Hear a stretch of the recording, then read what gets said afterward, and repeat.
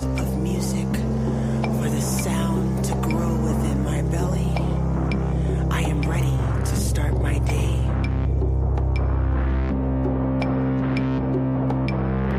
I let my vocals carry me to the next moment.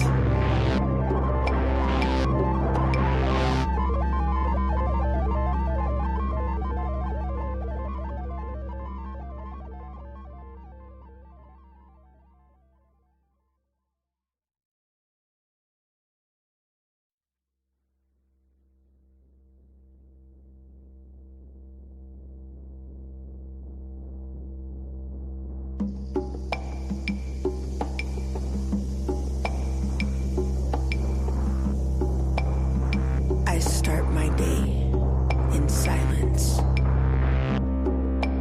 Where are my slippers? Where's my notebook? My dreams, write them down. Write down your dreams. Write down your dreams. Don't forget to write down your dreams.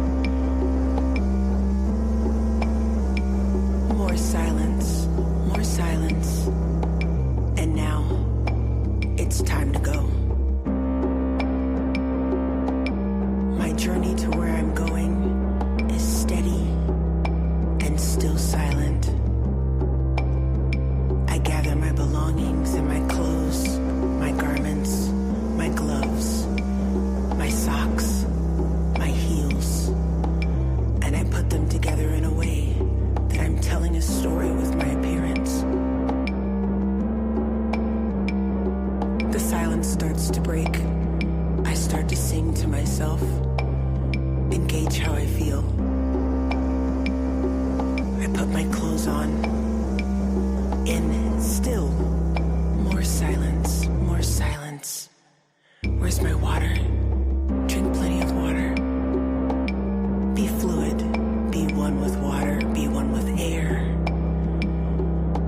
Preparing myself for the adventure, for the purpose of music, for the sound to grow within my belly. I am ready to start my day.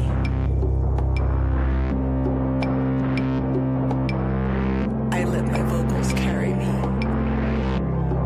to the next moment.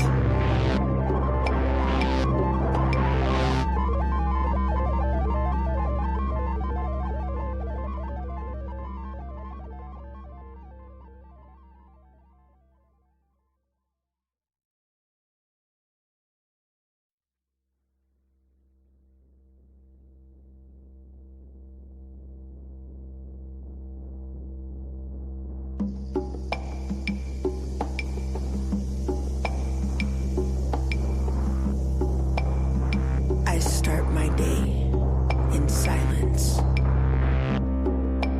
Where are my slippers? Where's my notebook? My dreams, write them down. Write down your dreams. Write down your dreams. Don't forget to write down your dreams. More silence, more silence. And now, it's time to go. My journey to where I'm going is steady and still silent. I gather my belongings and my clothes, my garments, my gloves, my socks, my heels, and I put them together in a way that I'm telling a story with my appearance. The silence starts to break. I start to sing to myself and gauge how I feel. I put my clothes on, and still more silence, more silence. Where's my water? Drink plenty of water. Be fluid, be one with water, be one with air. Preparing myself for the adventure, for the purpose of music, for the sound to grow within my belly. I am ready to start my day.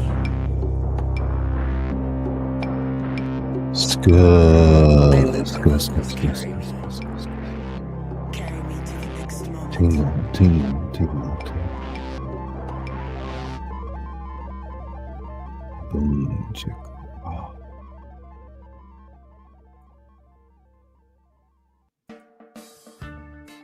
Welcome, everybody. I'm your host, ScullyPop, where the entertainment doesn't stop.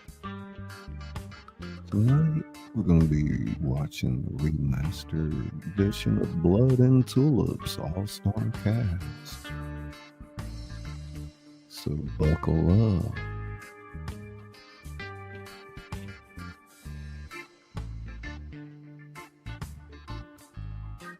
This is ScullyPop. ScullyPop. This is ScullyPop. Ding. SpongyPop. Hey there. It's Rocket Blast Gaming. Yippee. Whoop, whoop, whoop. Preston Tingles.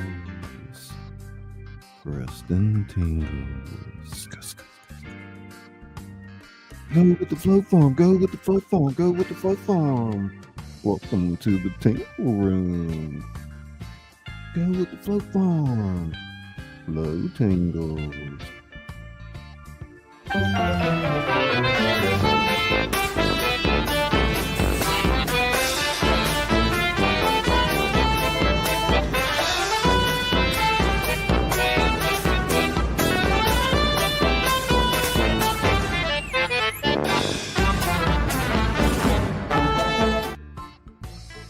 Oh, thank you so much, Flo. Appreciate that. Check out our wonderful emojis. There's 15 of them there at your disposal. Badges next to your name. Some behind-the-scenes videos. Izzy Pop saying hey to everyone. Well, hey, Nicole. It's the Grind with Nicole. Welcome. Good to see you. Check. Sounds good. So bye, Bettina.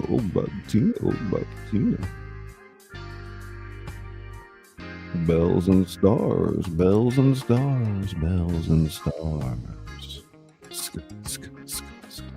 This Misha Lee. Hey, Misha. Misha Lee. Tinkle. Kristen saying hello to Izzy. Dropping some good emojis out there. Thank you so much. Lawless in the world. Is this live or am I tripping? Lawless in the world. Yep, Spongy's out there. She's in this one tonight. RPI. Welcome to the show. Body Tingles is in the house. Lucy Pop. Tingle. Brain tingles begin. Body illusion. Boom, chica rock. Boom, chica meow. Kitty. Super wow. Susanna. Wolf house. Wolf's in the house. Ting. The butt files. Right. These usual suspects in the house. Go with the float farm. Izzy Pop. Oh, Spider Pig got a membership from Izzy. About that. Yes. One gifted membership to the Spider Pig. I made it, sweet. Side order. Side tingles. Hey, look how I catch up to the chat. I am not getting any numbers in StreamYard, but I see live chat numbers over on my phone. So tonight we're going to watch this wonderful remastered edition of Blood and Tulips that ScullyPop did for us. She put her special magic on that tonight for us. So y'all give her a big hand. And then I'm going to read you a short story that I wrote today. Pretty interesting. And we'll see how it goes from there. Everything looking good? Yeah, it's going to be cool to watch it, Sponge. I don't know if you got to watch the replay. A lot of rigmarole going on and a lot of things happening, but this is a clean cut with some added sound effects, and you'll see. It's really cool how she does it. Thumbs up from the side order. Y'all don't forget to hit the like. It's one of the things that really shows the algorithm. It gives it the positive messages. And if you can, go back and check out our Watch Hours playlist. There's a lot of good productions on there. We certainly could always use the extra hours.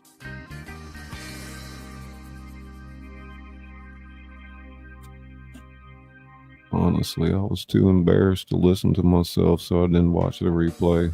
Okay. Vegas tingles. How's my peeps? We're doing all right. Doing okay.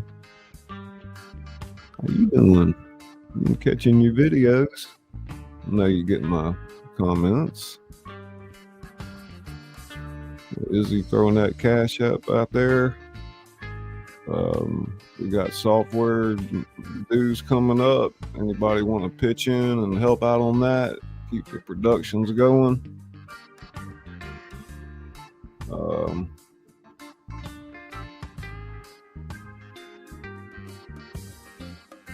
Thank you, ScullyPop. Oh, forget that I'm doing the graphics too. I made some of these pictures today. Slideshows done by ScullyPop. She can help you take your channel to the next level. Reach out to her. Oops. Hit us up. Boom, boom, boom. Boom, people rob. Boom, in the Colorado ATM. Burn, burn, burn. I wonder why StreamYard is not showing our viewer count.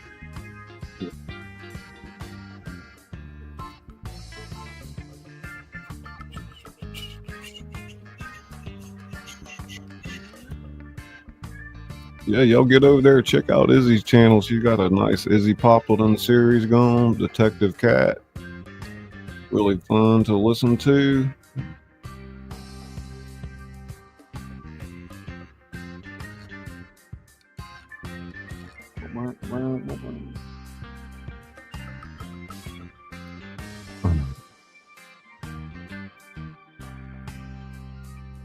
It's good to see you, Vegas. Oh yeah, I think Izzy worked on this thing tonight for a couple of days.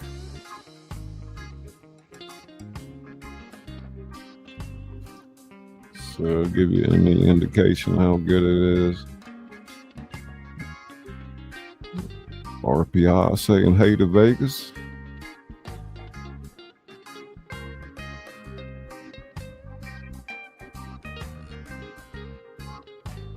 Hey Pink, I'm glad you made it. No, I don't think she fell. I don't hope she did. You caught yourself. Oh Lord.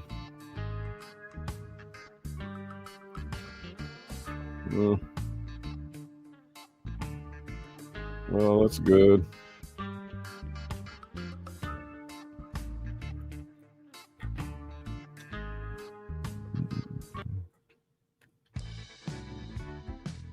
And honestly, I haven't even seen this final version of the remaster. We did watch it last night, and I pointed out some things, and she definitely gets an A. You know,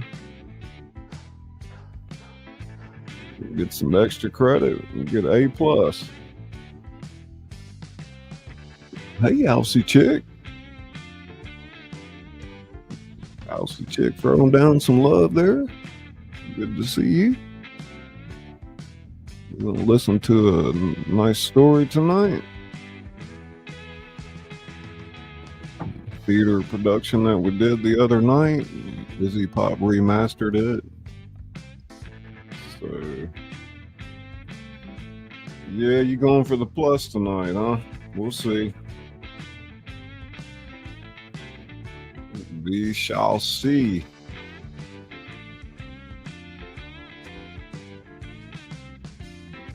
It's midday on a Friday, says Aussie.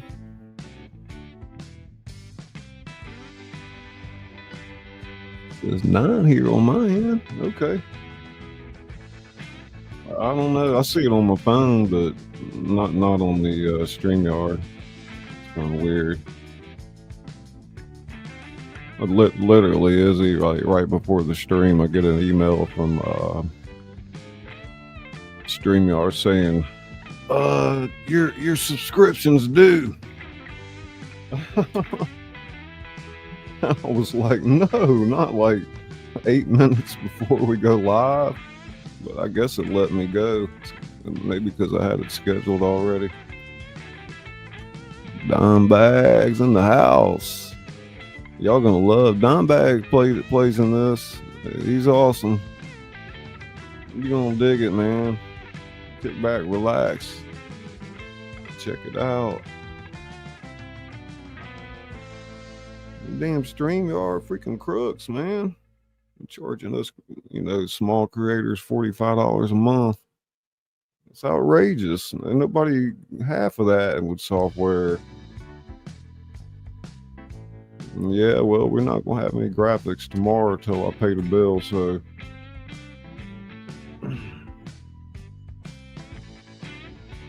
Dime Bags here, Pink's here, Spongy's here. Who are we missing? Caucasian. I don't know if Caucasian's gonna make it to watch. But those are all the characters that play with us, guys. I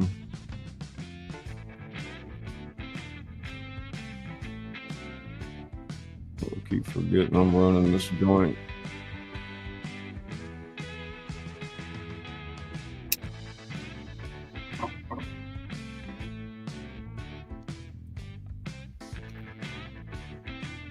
Who's running this place? Shit.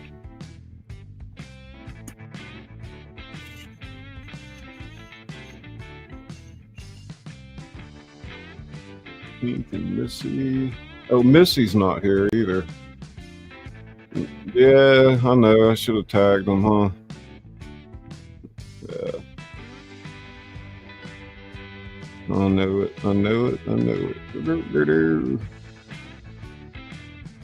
No, I'm good. We're about to kick it off here in a minute.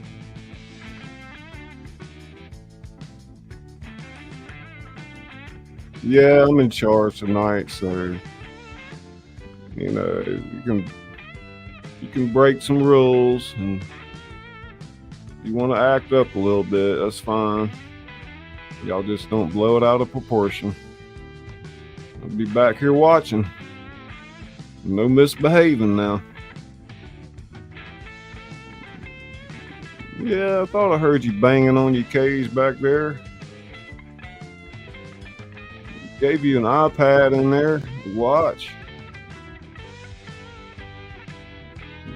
Then she take a mile.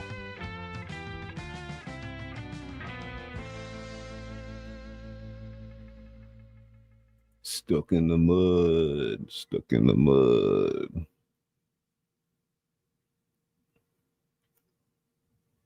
Where's everybody at tonight?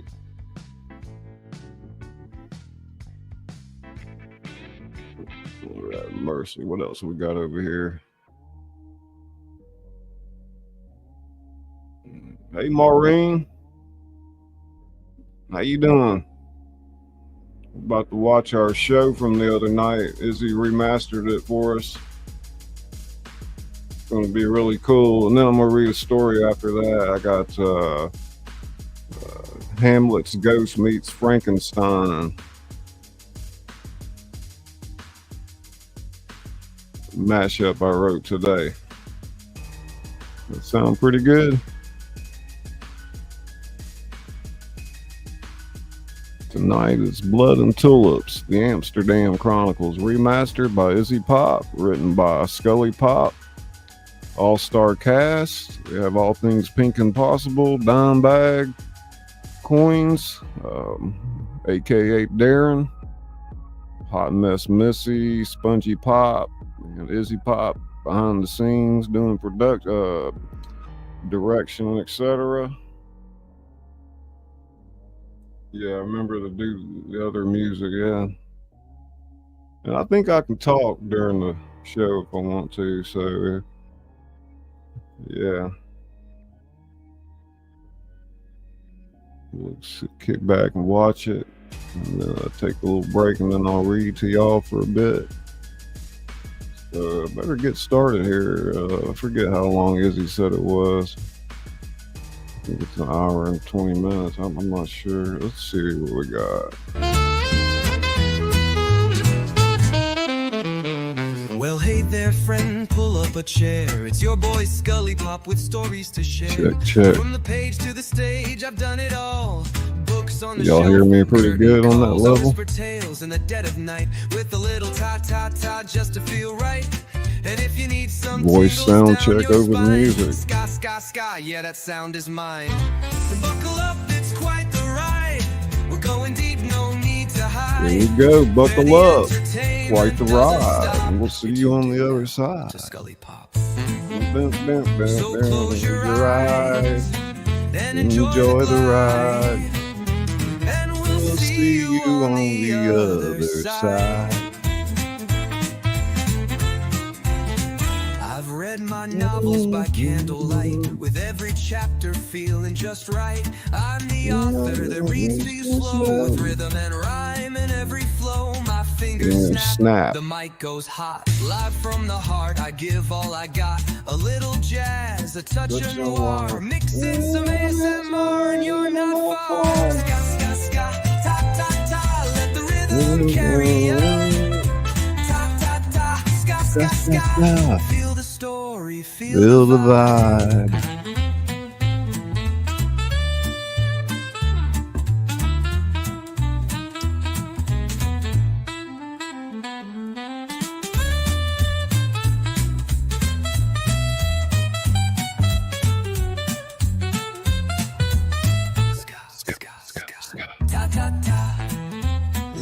Rhythm carry out. Ta ta ta. Ska ska ska. Feel the story, feel the vibe.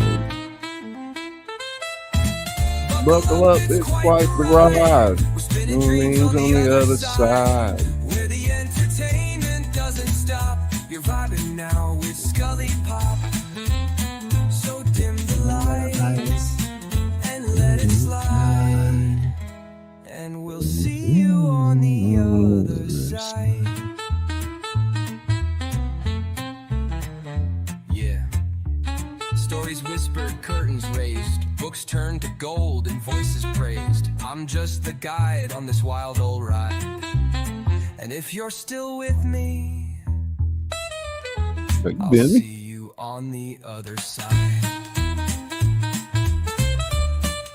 Da da da.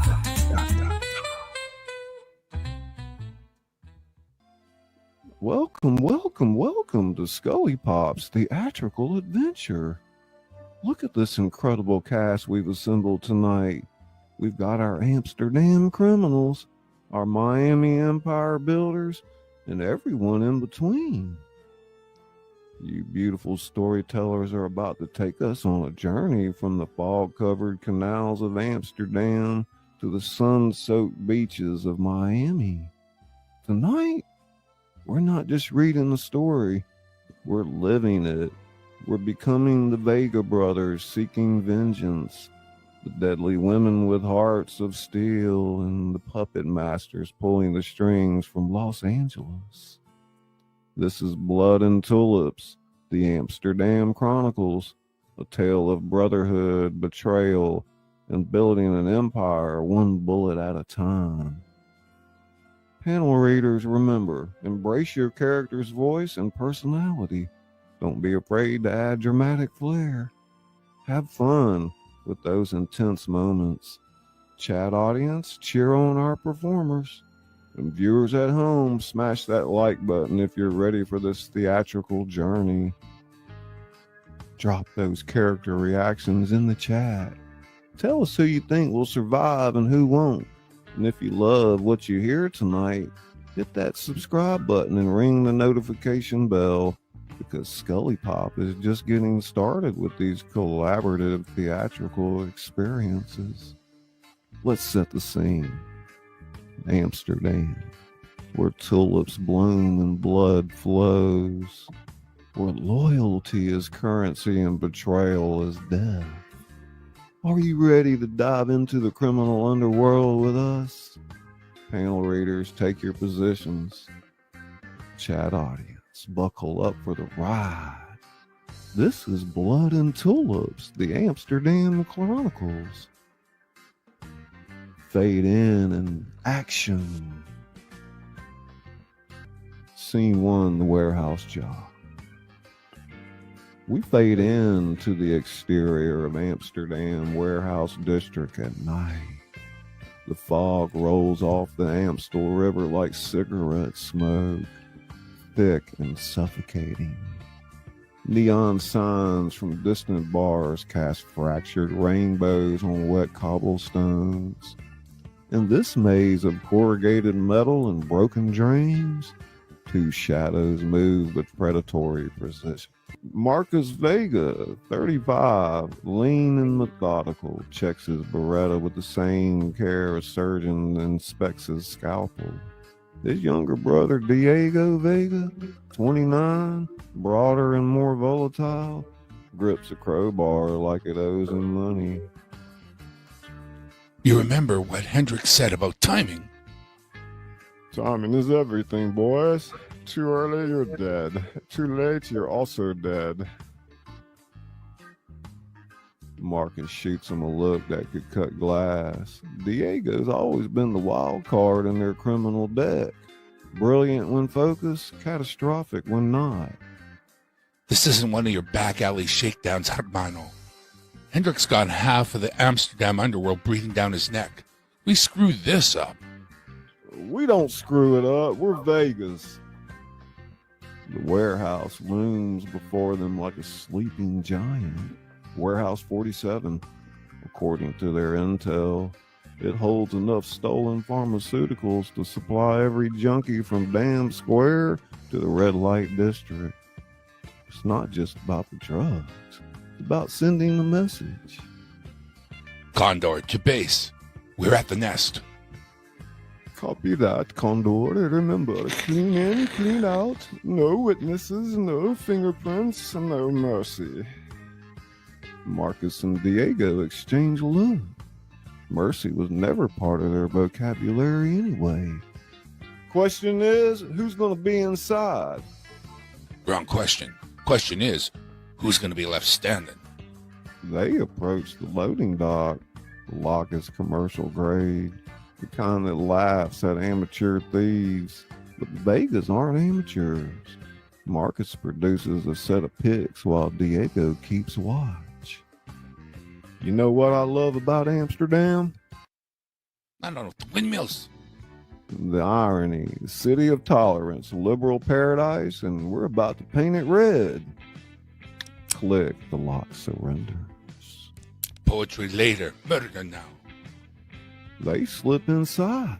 The warehouse is a cathedral of shadows, with crates stacked like altars to criminal enterprise. Something's wrong. The silence is too perfect, too orchestrated. Marcus, this feels like a trap? Very perceptive, gentlemen. Floodlights explode to life. The brothers squint at figures emerging from behind the crates. 6 men all armed, all smiling like they've just won the lottery.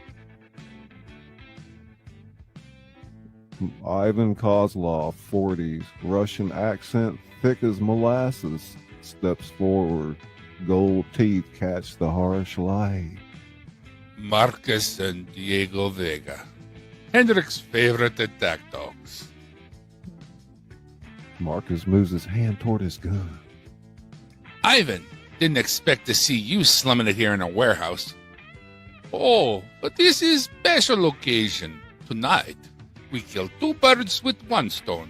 Or should I say, 2 Vegas with many bullets. Diego's grip tightens on his crowbar. The math is simple and brutal. 6 against 2, caught in the open, no cover. Remember what Papa used to say about cornered animals? They bite the hardest. Your father was fool who died poor. You will die the same way. The tension crackles like electricity before a storm. Everyone knows what's coming. The question isn't if violence will explode. It's who will be left breathing when the smoke clears. Ivan, you made one mistake tonight. And what is that? You assumed we came alone. In the distance, the unmistakable sound of motorcycles roaring to life. Ivan's confident smile wavers like a candle in the wind. Diego's grinning wildly. Amsterdam's about to get a lot more interesting. The warehouse light flicker. In that moment of darkness, Marcus and Diego disappear into the shadows like ghosts with guns. The real game is just beginning. Fade to black. We fade into the interior of Hendrik's private office. Yeah, it was cool how you put the motorcycles in there. Above the neon so chaos of Amsterdam's most infamous district, country girl in the mayor, 50s, sits behind an oak desk that seems more blood than a battlefield surgeon. His office is a contradiction. Expensive art on the walls, classical music playing softly, while the windows overlook a street where sin is sold by the eye. 3 women sit across from him, but these aren't ordinary escorts. They're predators disguised as prey. Scarlet Rose, 28, red hair like liquid fire, crosses her legs with practiced elegance. Her emerald dress costs more than most people's rent, but the knife strapped to her thigh is priceless. Marina Delacroix, 26, Dutch-French, blonde and devastating, examines her manicured nails. Each one could slice a man's throat if applied with the right pressure. Valentina Santos, 30, dark-skinned Brazilian, leans back in her chair like a panther pretending to sleep. The bulge under her jacket suggests she's armed for more than conversation. Hendrik's pouring cognac. Ladies, tonight the Vega brothers are handling the pharmaceutical situation. But tomorrow we handle something far more delicate. Delicate work is our specialty, Henrik, though I prefer the term surgical. Where's the target? Hendrik slides 3 photographs across the desk. The women study them with the intensity of art critics examining a masterpiece.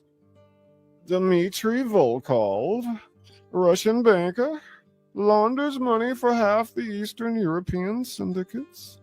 He's in Amsterdam for 1 week only. Let me guess, he has something we want. Bearer bonds, 50 million euros worth. He keeps them in a private vault at the Amsterdam Hotel, room 1247. Security? 2 bodyguards, expats nuts. But here's the beautiful part. Dmitri has a weakness for intellectual conversation with sophisticated women. The three women exchange knowing glances. They've played this game before. What's the timeline? Tomorrow night, there's a private art auction at the Rijksmuseum. Dmitri will be there alone. His bodyguards wait outside. And afterwards, He'll want to celebrate, perhaps with a bottle of champagne, perhaps with company. Scarlet stands and moves toward the window. 3 approaches. Marina, you are the art expert. Engage him at the auction. Valentina, you're hotel security. Get access to his room. I'll be his evening entertainment. What about the bonds themselves? That's where it gets interesting. They're not just in any vault, they're in a biometric safe. Dimitri's fingerprint, a retinal scan, and 12-digit code he changes daily. good thing. We're very perceptive. Ladies, this isn't just about money. Dimitri has been financing operations that compete with ours. This is about sending a message to Moscow. Amsterdam belongs to me. Scarlet turns from the window. And if he doesn't cooperate? Then he becomes another tragic story. A wealthy Russian found dead in hotel room. Heart attack, perhaps. The stress of international business can be overwhelming. What about his bodyguards? Leave them alive. Dead bodyguards ask questions. Humiliated bodyguards just look for new jobs. Equipment? Everything you need is already in place, Marina. You have an invitation to the auction. You're now Isabella Moretti, Italian art collector. Valentina, your hotel security credentials are legitimate. Bought from someone who needed cash more than employment. Scarlet. I know how to dress for dinner. The women stand in unison. Choreographed movement that speaks of countless operations together. One more thing, if it goes wrong, if any of you are compromised. We've never met you. Exactly. You're just 3 women who happen to be in the wrong place at the wrong time.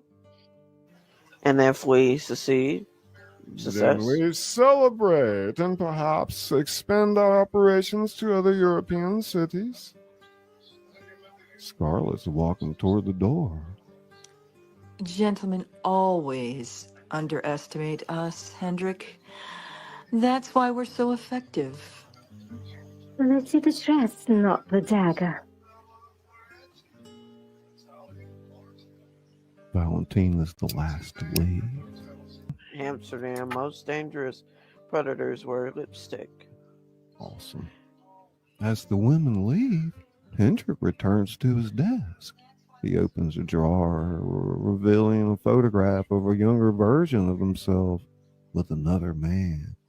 Clearly rivals, clearly dangerous. Soon, old friend, soon you'll understand what it means to cross Hendrik from there. The classical music swells as we see the 3 women walking through the red light district, their high heels clicking against cobblestones like a countdown to catastrophe. Fade to black. We fade into the interior of Warehouse 47. The darkness swallows Marcus and Diego whole. Ivan's men sweep their flashlights across the warehouse like lighthouse beams searching for shipwrecks. But the Vegas know how to disappear. It's a family talent. Find them! They cannot have gotten far! Marcus crouches behind a stack of pharmaceutical crates, his Beretta ready. 20 feet away, Diego grips his crowbar, eyes locked on the nearest Russian. The motorcycle engine outside grows louder. Ghost Rider, where the hell are you? 30 seconds, Marcus. Keep your heads down. 30 seconds is 30 lifetimes. A Russian guard moves past Diego's hiding spot. Diego strikes like a viper. The crowbar connects with the man's skull with a wet crack. The guard drops without a sound. 1 down, 5 to go. Boris, report! Silence. And the sound of breaking glass as windows explode inward. Smoke grenades clatter across the concrete floor, hissing like angry serpents. What is this? Through the smoke, figures in black tactical gear rappel through the windows. Hendricks' assault team, 6 professionals who make the Russian mafia look like street corner pickpockets. Marcus grabs Diego. Time to go, hermano.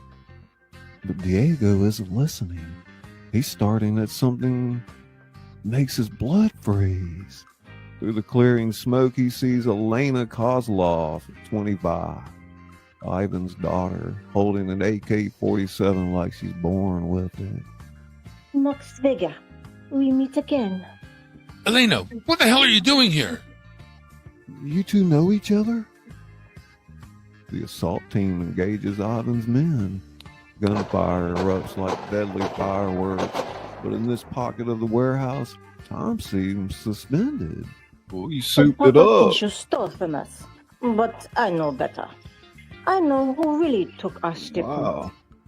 Elena, this isn't the place. Hendrik Vermeer set this up. He wanted you and Papa kills each other while we takes over both territories. The pieces click into place in Marcus's mind like a puzzle made of blood and betrayal. Son of a bitch. He played us. So what's the play, Elena? You gonna shoot us or join us? That depends. Are you willing to help him kill the man who murdered my brother? Marcus and Diego exchange love. In their world, family comes first, always. Alexei? Hendrik killed Alexei? Made it look like a rival gang hit, but I found the shell casings, Dutch ammunition, very specific, very traceable. The gunfire's getting closer. Hendrik's assault team is winning, but that might not be good news anymore. Marcus, we need to move now. Elena, you have proof? Photos, ballistics, bank records showing hand-paid by shooters. Why tell us?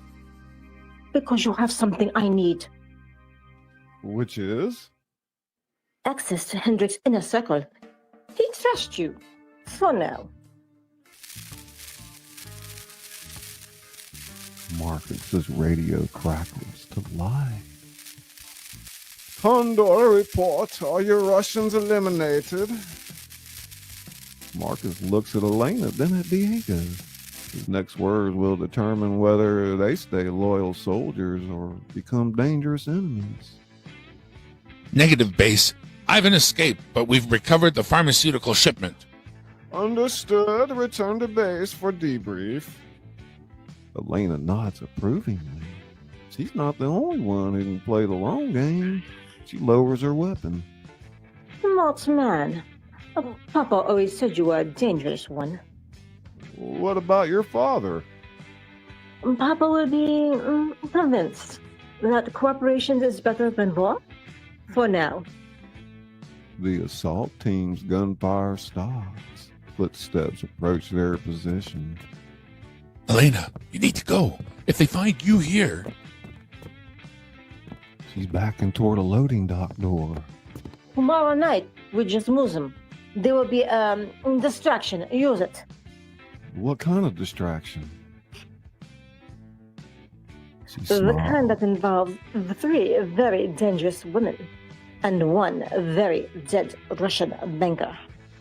She disappears into the Amsterdam night like smoke from a snuff candle. The assault team leader approaches. Vegas, you boys all right? We're breathing. That's what counts. So what now, Hermano? Now we learn what Hendrik's really planning. And then... And then? Then we decide whether we're his soldiers or his executioners. As they walk toward the exit, stepping over Russian bodies, both brothers know their simple warehouse job has become something much more complicated. In Amsterdam's criminal underworld, the only constant is betrayal. The only question is who betrays whom first. Fate's a black. Fading in to the exterior of the Rijksmuseum the next evening. Amsterdam's crown jewel of art and culture stands illuminated against the twilight sky. Tonight, it hosts more than priceless paintings. It's the stage for a performance that could end in millions stolen or bodyguards buried. The interior of the Rijksmuseum, the main gallery. The private auction is in full swing. Europe's elite sip champagne while bidding on pieces worth more than small countries' gross domestic product. Among them, Marina Delacroix glides through the crowd like liquid mercury, transformed into Isabella Moretti. Her black Valentino gown whispers secrets with every step. Diamond earrings catch the gallery lights, but her eyes are laser focused on one target, Dmitry Volkov, 45, Russian banker with the build of a former athlete gone soft. He examines a Van Gogh with the intensity of a man who sees dollar signs instead of art. Marina approaches with cultured Italian accent. No, not the Stellata, though I've always preferred the original Dutch title, the Serenace. Dimitri's turning immediately interested. Do you speak Dutch? I speak many languages, Mr. Volkov. Dmitry Volkov. And you are? Isabella Moretti. I collect rare pieces. Meanwhile, across the museum, the interior of the Amstel Grand Hotel, service corridor, same time. Valentina Santos, dressed in hotel security uniform, moves through the back corridors with the confidence of someone who belongs. Her fake credentials got her past the front desk. Her real skills will get her to the Dimitri's room. She approaches room 1247's service entrance, pulling out a sophisticated electronic lockpick. Valentina in the hidden earpiece. Sergeant to Nest, I'm at the Eagles roast. Copy. Okay. Falcon is engaging the target. ETA to hotel. 20 minutes. Back at the museum, Marina's studying the Van Gogh alongside Dimitri. Shucks, her, they represent his mental anguish. Don't you think? The way the paint seems to move, like thoughts spiraling out of control. Most people only see pretty colors. You see the soul. Ought she be disturbed? Comfortable? The comfort disturbed? This piece, it does both. You have exquisite taste, Isabella. Perhaps you'd join me for dinner after the auction. I know a place with a private room, excellent wine. I typically prefer, a man dressed before dining with him. Banking, international finance, the movement of money across borders. Oh, At the hotel, in the interior of Dimitri's hotel suite, Valentina slips inside like a shadow. The suite screams wealth, marble floors, floor-to-ceiling windows overlooking the Amstel River, and most importantly, a wall safe that looks like Fort Knox's little brother. Valentina examines the safe, whispering into the earpiece. Nest to Jordan. The vault is military graded. Pomegranate scanner. Retreated reader. A keypad. This is gonna require our friend's personal touch. Understood. How long once you have access? Valentina is setting up micro cameras. 30, 20 seconds to clock in, 2 minutes to photograph the compliance, 30 seconds to close it, and 3 minutes total. Perfect. The target should be motivated to cooperate by then. Valentina plants nearly invisible surveillance devices around the room, then positions herself in the bathroom where she can monitor everything. Back at the museum, the auction is winding down. Marina, as they walk toward the exit. The evening has been illuminating. The night is young, Isabella. My hotel has an excellent bar. I was hoping you'd say that. As they exit the museum, neither notices the sleek black sedan following at a discreet distance. Scarlet Rose sits in the passenger seat, having traded her evening gown for something more practical. The interior of the black sedan, Scarlet speaking into the radio. Red Wolf to pack. The sheep is heading home. ETA, 15 minutes. Remember, we need him alive long enough to open the safe. Scarlet checks her silenced pistol. He'll live exactly as long as necessary. Not 1 second longer. The interior of the Amstel Grand Hotel at the lobby bar later. Marina and Dimitri sit in a corner booth. 2 empty champagne bottles suggest the evening is progressing exactly as planned. Dimitri slightly drunk. You know, Isabella, I don't usually trust beautiful women. Marina leans in closer.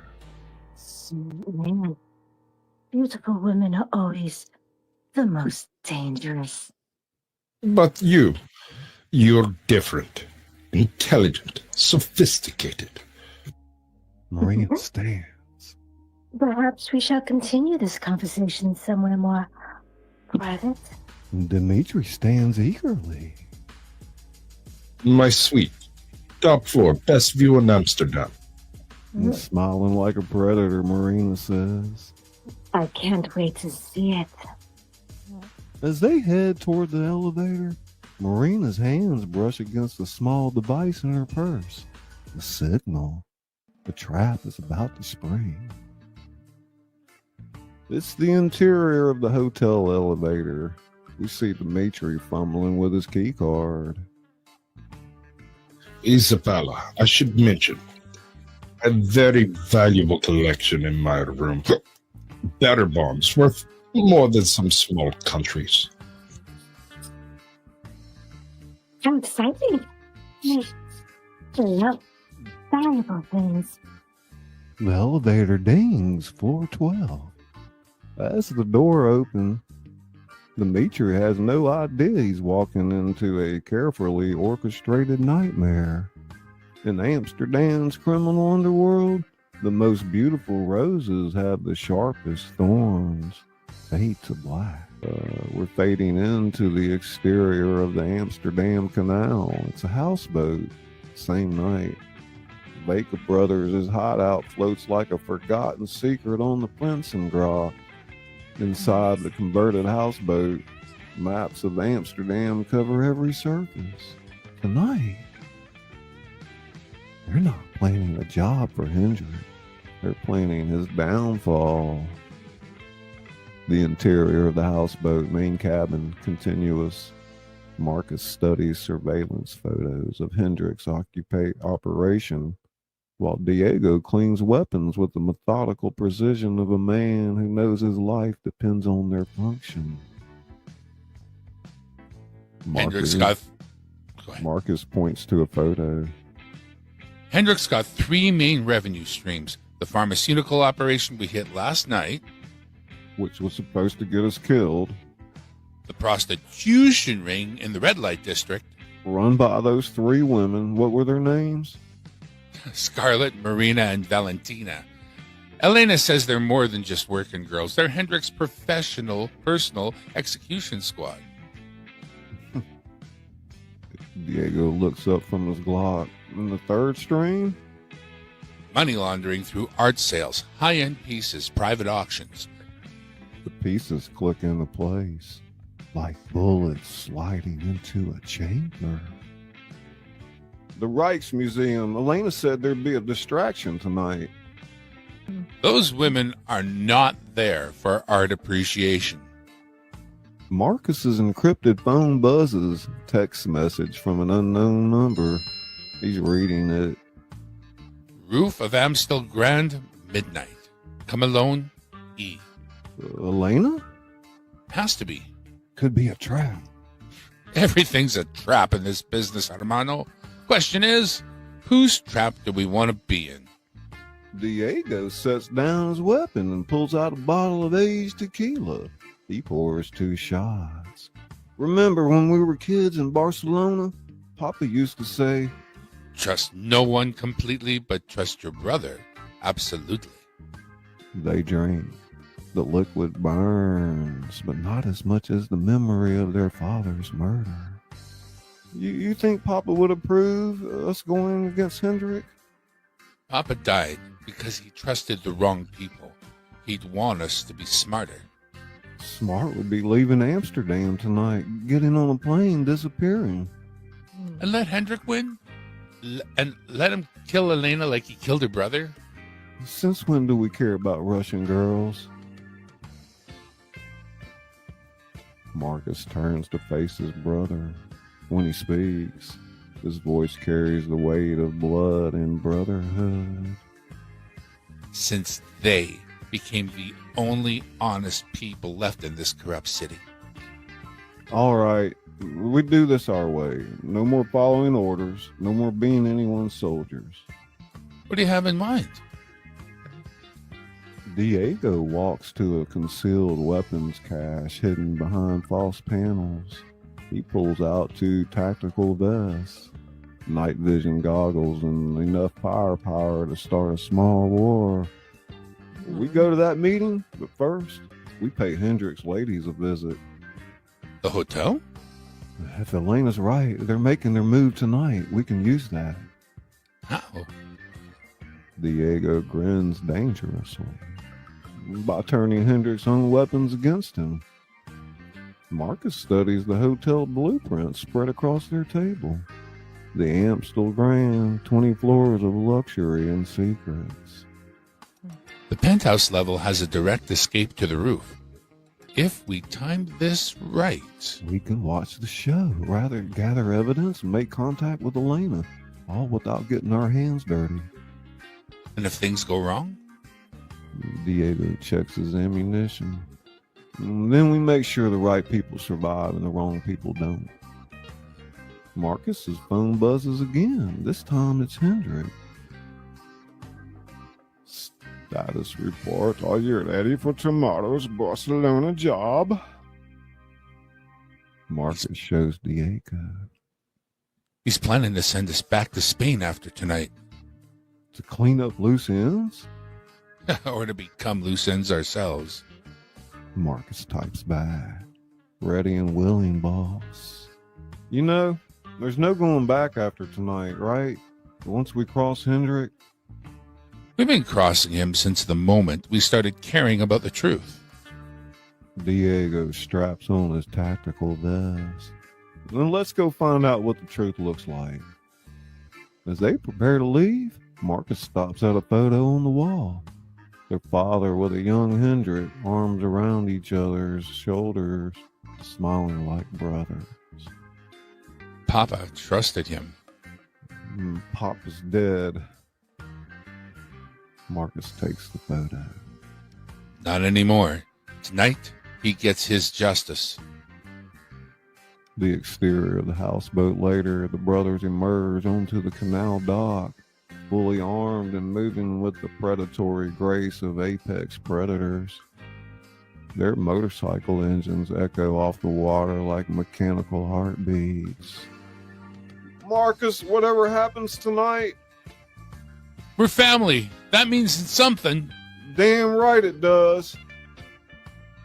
They rise through Amsterdam's narrow streets, their headlights cutting through the fog rolling off the canals. Behind him, their houseboat sits empty except for the ghost of memory and the promise of vengeance. Tonight, the Vega brothers stop being soldiers and become revolutionaries. Fade to black. So we fade into the interior of the Amstel Grand Hotel, Dimitri's suite the same night. The door clicks shut with the finality of a coffin lid. Marina guides Dimitri into his own execution chamber, her hand trailing along his arm like a promise of pleasure that will end in pain. Dimitri loosening his tie. Would you like a little champagne? I have a bottle of Dom Perignon 1996. Marina moves toward the window. I prefer something stronger. From the bathroom, Valentina watches through her hidden camera feed. Her earpiece crackles to life. Scarlett's voice is whispering. Wolf to Spider. I'm in position outside the door. Falcon, begin phase 2. Marina turns from the window, her smile sharp enough to cut glass. Dimitri, darling, you mentioned your collection earlier. Ah, yes. Would you like to see it? Very much. But as Dimitri approaches the safe, something shifts in the air. A sound. Footsteps in the hallway that don't belong to the hotel staff. Wolf, Spider, we have company. 2 figures approaching the service entry. Hotel security? Negative, more like professionals. The exterior of the Amstel Grand Hotel service entrance. Continuous. Marcus and Diego Vega slip through the service door like shadows with intent. They move with the synchronized precision of men who've done this dance 1,000 times. Marcus checks his weapon. Elena said floor 12. That's where the action is. And the women? If Elena's right, they're already inside playing their game. Question is, do we let them finish or do we interrupt the show? As they approach the service elevator, Marcus's phone buzzes. Another message from Elena. Change of plans. Hendrik knows. Get out now. Marcus showing Diego the message. Shit! Trap. Or a warning. Either way, these women are about to have a very bad night. The interior of Dimitri's suite continuous. Dimitri stands before his safe, his fingers hovering over the biometric scanner. You know, Isabella, in my business, paranoia keeps you alive. What do you mean? I mean, I know exactly who you are.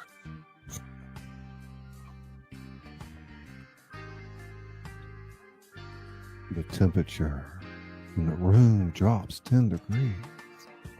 Marina's hands move instinctively toward her thigh where her knife waits. Scarlet Rose, Marina Delacroix, Valentina Santos, Heinrich Nanmir, Angels of Death all. Marina dropping the Italian accent. Then you know I'm here. Dimitri's pulling a gun from behind his back.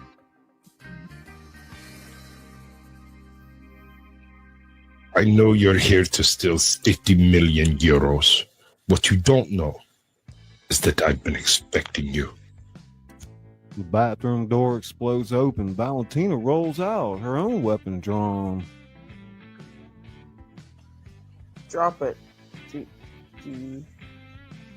Dimitri's laughing.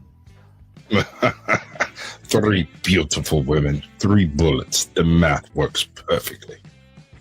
Main door bursts inward. Scarlet enters like an avenging angel in black tactical gear. Actually, the math just changed. But as the 3 women converge on Dimitri, the hotel's suite windows explode inward. Repelling lines drop from the roof as Hendrick's assault team crashes the party. Assault team leader is on the radio. Base, we have the package and some unexpected complications. It was never about the money. It was about us. Hendrik wants us dead. The realization hits them like ice water. They've been betrayed by their own employer. Dimitri's still holding his gun. Welcome to the wonderful world of double crosses, ladies. Base, this is Falcon, requesting immediate extraction. Extraction denied. You 3 become liabilities. In the hallway outside, Marcus is listening to the chaos. Sounds like a war zone in there. Good. Wars create opportunities. What's the play? We save the women, kill Hendrick's soldiers, and turn the clusterfuck into our advantage. Since when do we save assassins? Since they become the enemy of our enemy. Back in the suite, bullets fly like angry hornets. The 3 women have taken cover behind furniture, trapped between Dimitri's gun and Hendrick's assault team. Scarlet's shouting over the gunfire. How many rounds you have left? Not enough! We need an emergency exit stat.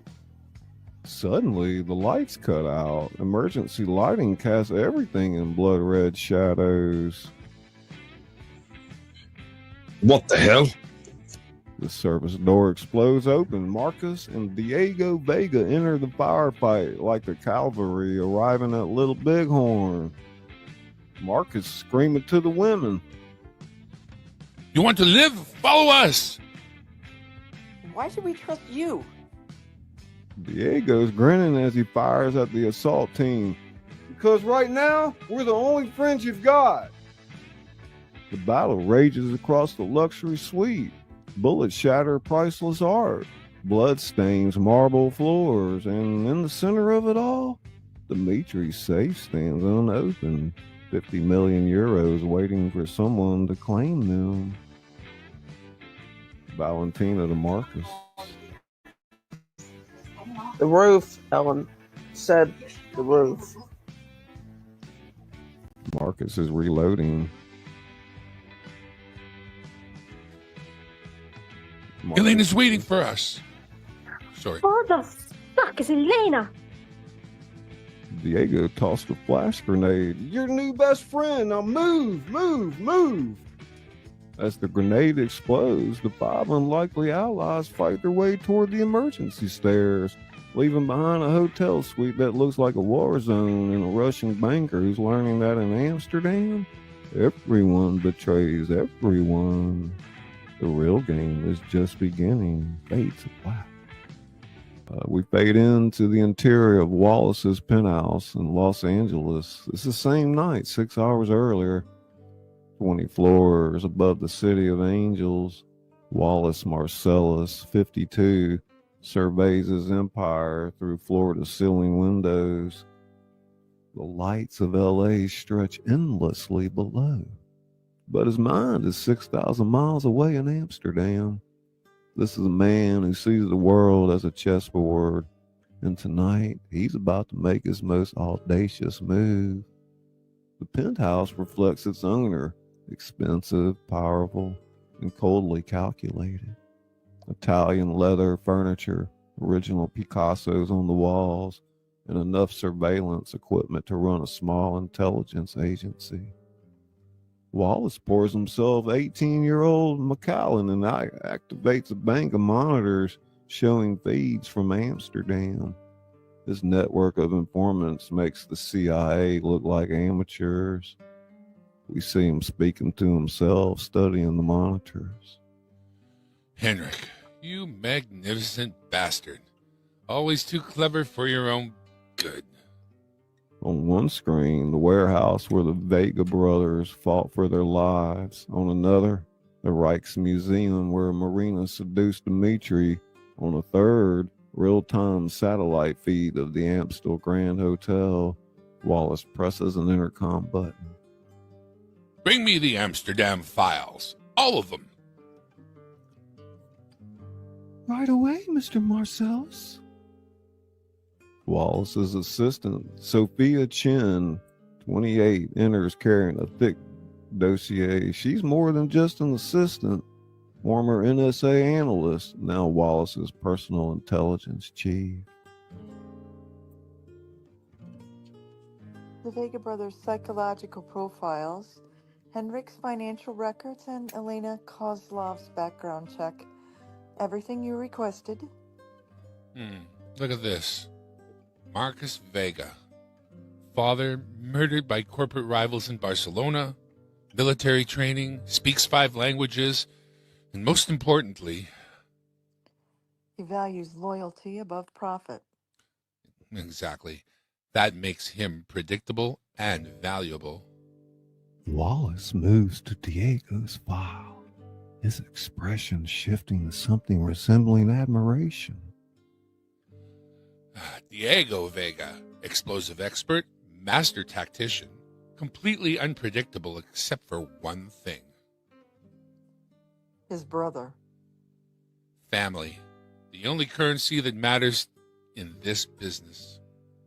Wallace activates a secure satellite phone, dialing a number that doesn't officially exist. It's Wallace. Is our asset in position? Elena Kozlov is on the hotel roof as instructed. Elena's working for us? Elena thinks she's working for revenge. In reality, she's working for me. And the beauty of manipulation, Sophia, is that the best pawns never realize they're being moved. Wallace walks to a wall map of Europe, pins marking various criminal operations. Henrik controls Amsterdam, Brussels, and Frankfurt. Annual revenue 800 million euro. But he's gotten greedy and sloppy. The pharmaceutical operation? A test. I wanted to see how far Henrik would go to protect this territory. Turns out, he'll sacrifice his own soldiers. The women? Scarlett, Marina, and Valentina, Henrik's finest operatives. Tonight, he throws them away like used tissues. That tells me everything I need to know about his leadership. Wallace returns to the monitors, watching the chaos unfold at the Amstel Grand in real time. The Vegas represent something Henrik has forgotten. Honor. They won't betray family. They won't abandon allies. That makes them dangerous to him. And valuable to you. Precisely. I need men I can trust in Amsterdam. Henrik's reign is ending, whether he knows it or not. What about the 50 million in bearer bonds? Dmitry Volkov's money was never the real prize. It's bait. Everyone fighting over those bonds while I position my real pieces. Wallace presses another button, activating the secure video conference. Elena Kozlov appears on screen, standing on a foggy rooftop. Wallace, the Vegas are coming. Hendrik's assault team is in pursuit. Perfect. Execute phase 3. And after tonight? After tonight, you disappear. New identity, new life, as promised. The connection cuts. Sophia stares at Wallace with a mixture of admiration and horror. You've been planning this for months. Years. Henrik thinks he's the king of European crime, but kings fall, Sophia. They always fall. What happens to the Vegas if they survive? Wallace returns to his whiskey. If they survive, they prove they're worthy of my offer. If they don't, then I find other soldiers. What offer? Wallace pulls out 2 airline tickets, Los Angeles to Miami, open dated. The Miami operation needs new management. Cuban cartels, Russian oligarchs, South American connections. It's perfect for men with their skill set. And if they refuse? Nobody refuses Wallace Marcellus.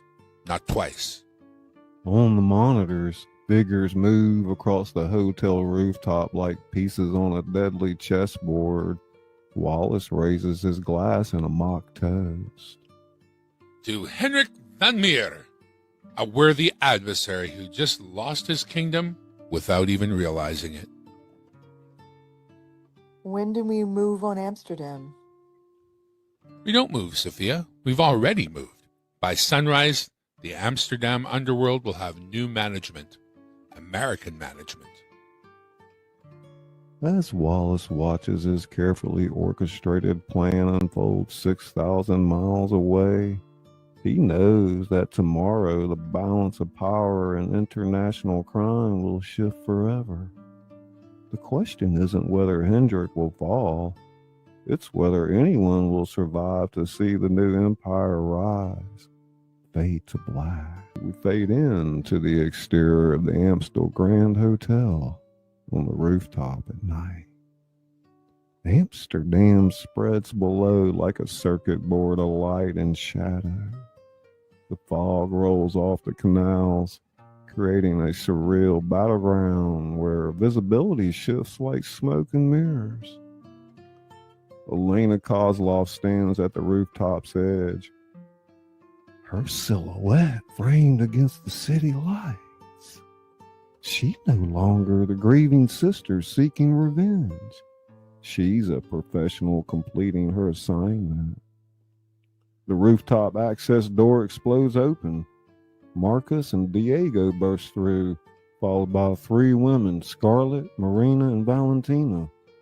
All 5 are breathing hard, weapons drawn, eyes scanning for threats. Marcus to Elena. You said midnight. It's 11:47. Elena checks her watch. 14 minutes early. I'm impressed. This feels wrong. Too easy. Lady, nothing about tonight has been easy. Who the hell are you anyway? Elena smiles coldly. I'm your salvation. Or your damnation. Depends on your next choice. Elena pulls out a sophisticated satellite phone, clearly expensive military grade. She says into the phone. Overwatch, this is Raven. The package is delivered. All 5 assets are in position. Diego raising his weapon. Assets? What the fuck's going on here? You're auditioning, Diego. All of you. For what? For the only job interview that matters in this business. Survival.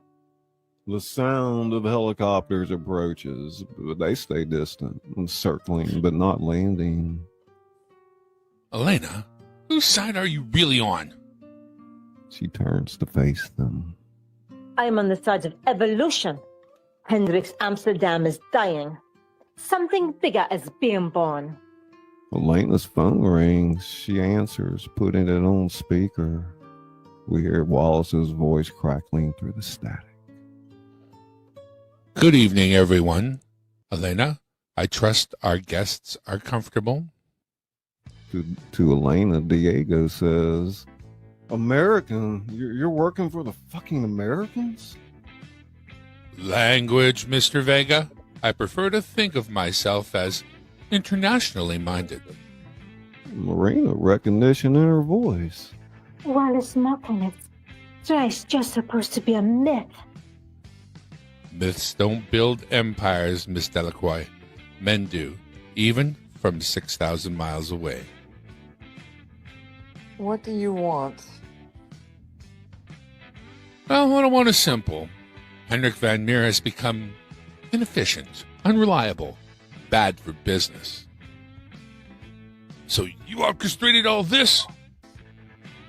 I orchestrated opportunity. You five created the chaos. Elena provided the coordination. The rooftop access door crashes open again. Hendrik von Meer emerges with 6 heavily armed men, his face a mask of rage and betrayal. He's shouting across the rooftop. Elena, you treacherous little bitch. Hendrix. So predictable. Wallace said you arrived at exactly 12:15. It's 12:14. Uncle. Elena, what are you? My real name is Elena Markellas, Wallace's niece. Alesky was never my brother. He was my assignment. And you? You were my target. The revelation hits like a sledgehammer. Everything they thought they knew was a lie. Diego says to Marcus, "We're in the middle of a family fucking reunion." Into the phone we hear Wallace. Dot, dot, dot. Henrik trusted the wrong people, sacrificed loyal soldiers, made enemies of valuable assets. That's not how I run my operations. What operations? Miami needs new management. Cuban cartels are expanding. Russian oligarchs are moving money. South American connections require delicate handling. And you want us? I want the best. Tonight proved who that is. Marcus, Diego, these people are lying to you. I've been like a father. Like you were a father to our real father before you had him killed? That's not... Lena's producing a tablet. Bank records. The payment to your father's assassins come from Hendrik's personal account. Wallace had his people trace it months ago. Diego's weapon swings toward Hendrik, his finger finding the trigger. You motherfucker! Gentlemen, ladies, before anybody starts shooting, let's discuss terms. Terms? Yeah, Hendrik dies tonight. That's non-negotiable. The question is whether you five die with him or live to build something better. Hendrik's backing toward the edge. You can't just take over Amsterdam. Amsterdam has rules. Amsterdam had rules. Past tense, bud. Elena signals the distant helicopters. Red laser dots appear on Hendrik's chest from sniper scopes. New offer. Kill Hendrik yourselves, and you'll earn your place in my organization. Let my snipers do it, and you remain expendable. And if we refuse? Then you join him over the edge. Wallace doesn't leave loose ends. Why should we trust you? You've lied about everything. Because I'm giving you truth now. Wallace offers you Miami, wealth, power, a chance to build something instead of just surviving. What's in Miami? Cuban cartels moving cocaine, Russian oligarchs laundering billions, South American connections that make Amsterdam look like a corner drug operation. Real money, real power. The wind howls across the rooftop. Lo, Amsterdam's lights twinkle like stars reflected in black water. 5 broken souls stand at the crossroads between vengeance and survival. Oh, what do you think? I think we're fucked either way. At last, this way we choose how. Diego's grinning dangerously.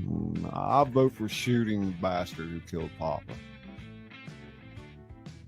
After Scarlet. Hendrik dies, we walk away free? You walk away rich. Private jet to Miami leaves in 2 hours. New identities, new lives, and a new empire to build. The 5 look at each other, then at Hendrik, cowering behind his men. The mathematics of survival are brutal but simple. Any last words? But I made you, both of you. Without me, Without you, our father would still be alive. The weapons raise in unison, 5 barrels pointed at one target. Amsterdam's criminal king realizes his reign is over. Into the phone, Elena says, Wallace, they're ready. Then let justice be served. Amsterdam dies tonight. Miami is born tomorrow. We fade to black. But we're fading into the exterior of Miami Beach and the penthouse balcony. It's 6 months later in the day. The Florida sun blazes over Biscayne Bay like liquid gold. Palm trees sway in the ocean breeze, and below, luxury yachts bob in the marina like floating palaces. This is a paradise with a price tag that most people can't afford.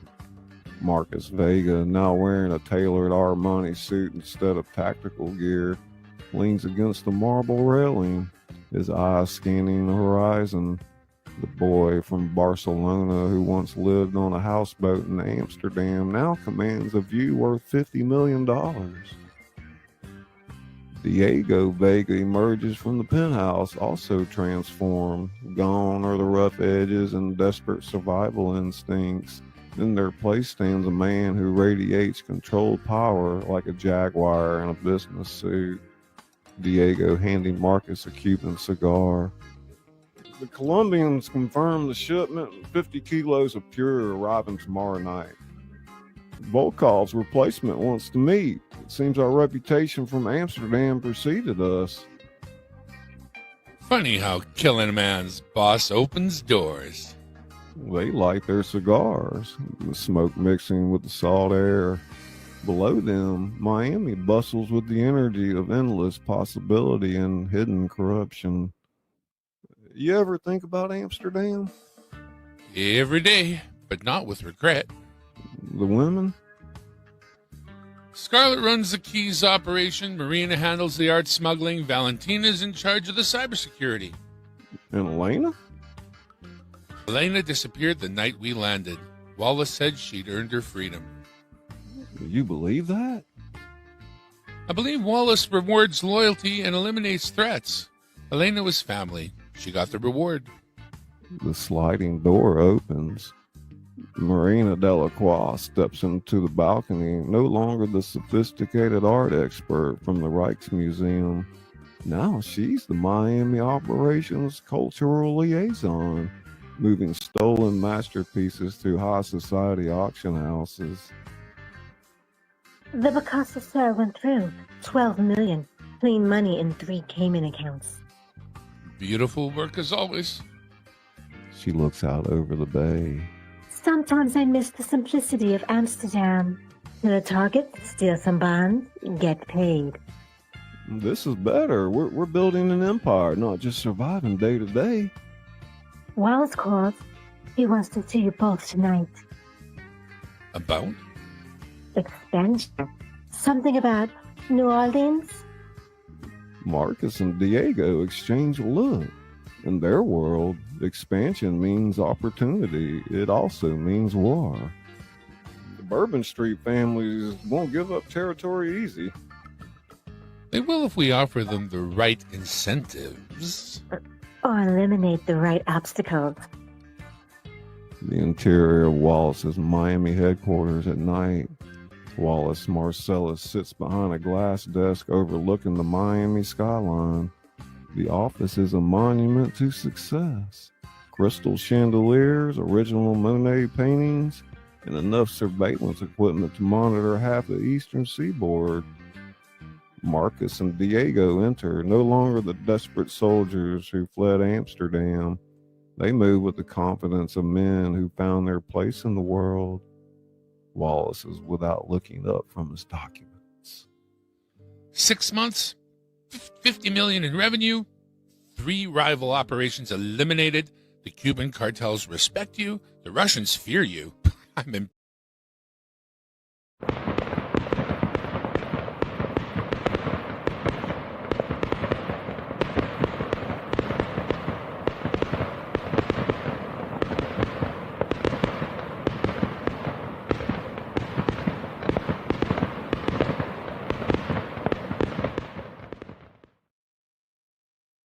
Oh, thank you so much. Appreciate that, Flow Farm. Thank you. Hey, Missy, there she is. There's Hot Mess Missy, aka Marina, and Elena Kozlov. Y'all welcome her to the show. As soon as this is over, I'm going to be reading some a cappella narration of a short story I wrote today. The Ghost in the Machine. Hamlet's Ghost meets Frankenstein. So y'all stick around if you're interested in that. Rocket Blast, good to see you.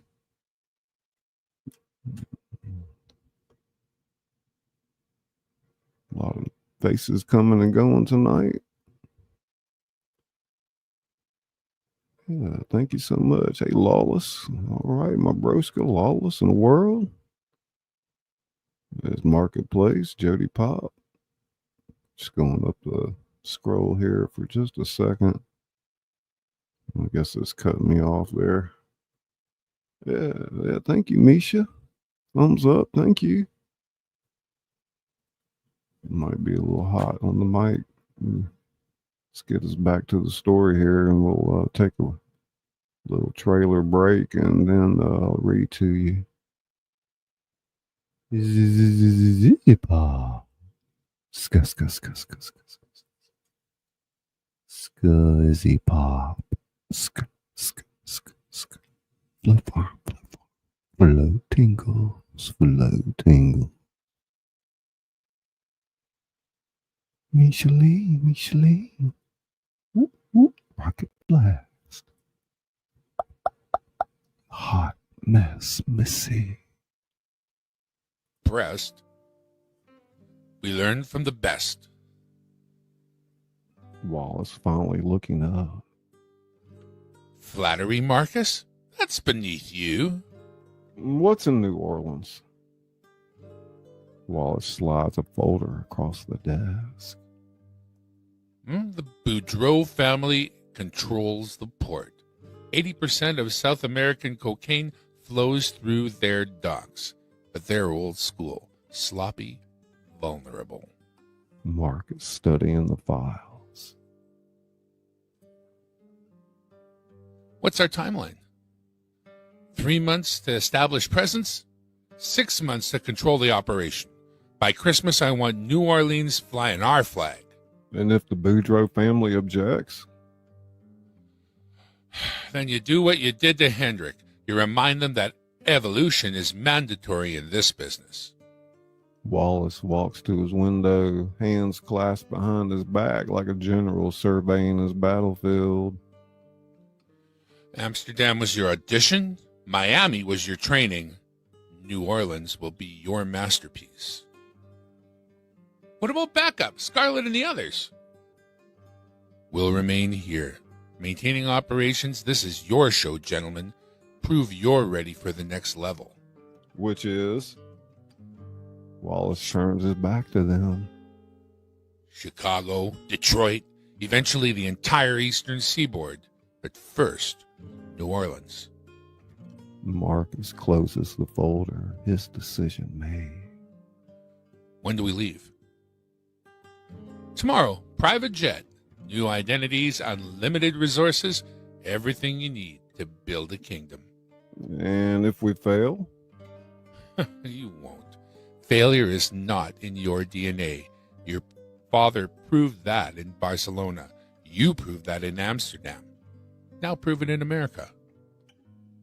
Miami International Airport, private terminal the next morning. A sleek Gulfstream jet sits on the tarmac, engines warming. Marcus and Diego stand beside their luggage, expensive now, no longer the desperate gear of men running for their lives. Scarlet Rose approaches, looking every inch the successful businesswoman she's become. Try not to get us killed in Louisiana. Miami needs its founding fathers. Marina and Valentina join them, a reunion of the 5 survivors who changed everything on an Amsterdam rooftop. Communication systems are already in place. You'll have real-time intelligence on everything moving through New Orleans. The cultural angle is covered too.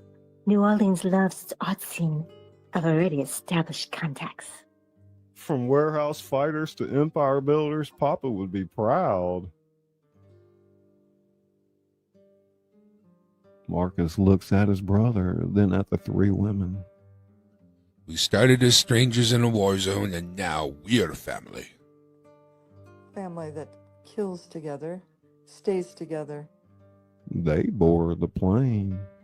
As the Gulfstream taxis toward takeoff, Marcus looks out the window at Miami shrinking below. 6 months ago, they were running from death in Amsterdam. Now they're flying toward destiny in New Orleans. To Diego, Marcus says. Ready for the next chapter, brother? Diego settles into the leather seat. Brother, we were born ready. The plane lifts off, carrying the Vega brothers toward their American dream, built on blood, betrayal, and brotherhood. Fade out. The end. Epilogue 1 year later, exterior of New Orleans French Quarter, sunset. Jazz music floating through the humid air as tourists sample beignets and street performers dance for tips. But beneath the charm and celebration, something darker flows through the city veins. Marcus Vega sits at a cafe table, reading the Wall Street Journal. The headline, Port Authority reports record profits. He smiles slightly. Diego Vega joins him, carrying 2 cups of cafe au lait. The Boudreaux family's eldest son wants to meet. It seems they're ready to discuss partnerships. Marcus folds the newspaper. Sometimes the best conquests don't require bloodshed. Tell that to the 3 family members who accidentally fell into the Mississippi last month. Accidents happen. In the distance, a cruise ship horn echoes across the river. Somewhere on that ship, cargo containers hold more than souvenirs and vacation luggage. The Vega Empire has taken root in American soil, and like all the best invasions, no one saw it coming until it was too late. Marcus raising his coffee cup. To Papa, to Amsterdam, to the family we chose. And to the empire we built. The brothers sit in comfortable silence as New Orleans pulses around them. City of music, mystery, and now, under their quiet control, murder. The Vegas have learned that the best crowns are the ones no one knows you're wearing. Wow, what an absolutely incredible journey we just took together. From those fog-covered Amsterdam warehouses to the sun-drenched Miami penthouse. And panel readers just brought Marcus and Diego Vega's empire to life in the most spectacular way. Give it up one more time for our phenomenal cast tonight. Woo! Yeah! And chat audience, did we blow your minds? Drop those fire emojis if you love watching brotherhood, betrayal, and bullets unfold in real time. And panel readers, you're absolute legends. Thank you for diving headfirst into the criminal underworld with us. But wait, the ScullyPop adventure doesn't end here. subscribe button if you haven't already. We're building something incredible here, and you don't want to miss what's coming next. Drop a like if this theatrical experience gave you chills, thrills, or made your heart race. Your engagement helps us reach more literature lovers. And also, don't forget to comment below which character stole the show tonight. Team Marcus or Team Diego? What story should we tackle next for our panel readings? Share the stream if you can with anyone who loves crime thrillers, audiobooks, or collaborative storytelling. And spread the ScullyPop magic. Join our exclusive membership community by hitting the join button below. You can submit your stories to jscullybooks@gmail.com. Maybe your writing will be our next theatrical adventure. Don't forget also to check out ScullyPop's novels, Dutch Coffee Shop, and Les Bon Temps Brûlés. Links in the description. Panel readers tonight, you've officially joined the ScullyPop theatrical family. We'll be reaching out about future collaborations because that was pure magic. Remember, Storytelling Squad, we're not just reading stories here, we're building a community of literary adventurers, theatrical dreamers, and narrative rebels. Every like, every comment, every share helps us grow this incredible family. So until our next literary adventure, this is ScullyPop saying, keep those pages turning, keep those voices strong, and keep that storytelling spirit alive. The author that reads to you, and now the community that performs with you. Good night, Amsterdam. Good night, Miami. And good night, beautiful storytellers.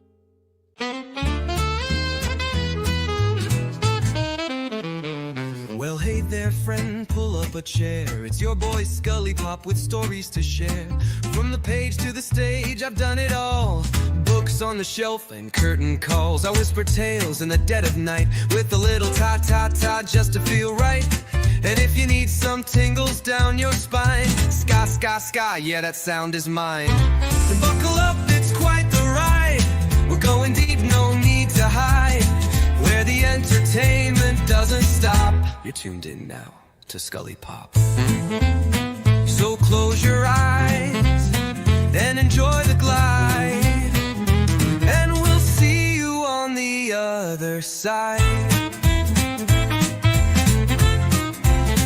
I've read my novels by candlelight, with every chapter feeling just right. I'm the author that reads to you slow, with rhythm and rhyme in every flow. My fingers snap, the mic goes hot. Live from the heart, I give all I got. A little jazz, a touch of noir, mix in some ASMR and you're not far. Ska, ska, ska, ta, ta, ta, let the rhythm carry you.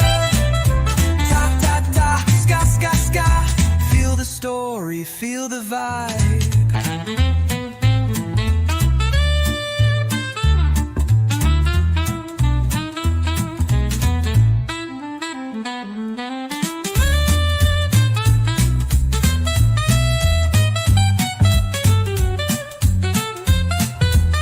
Ska, ska, ska. Ta, ta, ta. Let the rhythm carry ya. Ta, ta, ta. Ska, ska, ska. Feel the story, feel the vibe. Buckle up, it's quite the ride. We're spinning dreams on the other side, where the entertainment doesn't stop. You're vibing now with ScullyPop. So dim the lights and let it slide. And we'll see you on the other side. Yeah. Stories whispered, curtains raised, books turned to gold and voices praised. I'm just the guide on this wild old ride. And if you're still with me, I'll see you on the other side.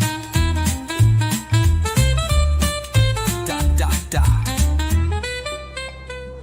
I start my day in silence. Wear my slippers. Where's my All right. There you have it. My dreams, write them down. Write down your dreams. For those of y'all sticking around, Forget to write You night owls out there. More Real little silence, story called more The silence. Ghost in the Machine. And now, it's time to A go. mashup that I wrote today. Hamlet's Ghost meets Frankenstein. Is steady and still silent. In silence, in silence. I gather my belongings and my clothes, my garments. Gather my belongings and my clothes my in socks, silence. my heels, and I put them together in a way that I'm Everybody telling give a it story up. with my Those appearance. wonderful actors tonight. Blood and Tulips, the Amsterdam I start to Chronicles. sing to myself and gauge how I feel. In silence, silence. I put my clothes on. In still more silence, more silence. More Where's my silence. water? Drink plenty of water. Be fluid. Be one with water. Be one with air. Preparing myself for the adventure. For the purpose of music. For the sound to grow within my belly. I am ready to start my day.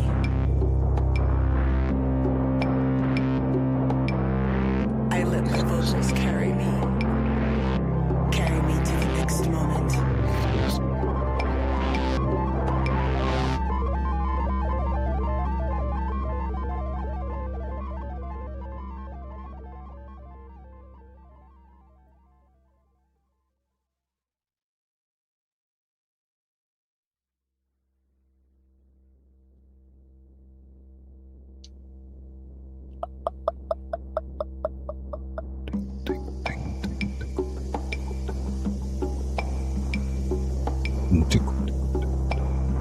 I start my day in silence. Silence. Where are my slippers? Where's my notebook? My dreams, write them down. Write down your dreams. Write down your dreams. Don't forget to write down your dreams. More silence. More silence. And now, it's time to go. My journey to where I'm going is steady and still silent. I gather my belongings and my clothes, my garments, my gloves, my socks, my heels, I'll and I put them shake together in a not way stir. that I'm telling a story with My my name's appearance. Bond, James Bond. 007 license to chill. I start to sing to myself and gauge how I feel. I put my clothes on. In still more silence, more silence. Where's my water? Drink plenty of water. Be fluid. Be one with water. Be one with air. Preparing myself for the adventure. For the purpose of music. For the sound to grow within my belly. I am ready to start my day.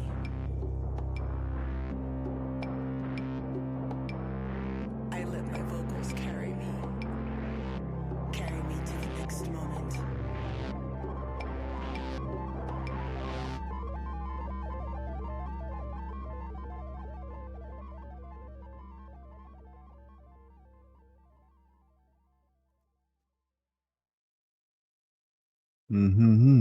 Okay.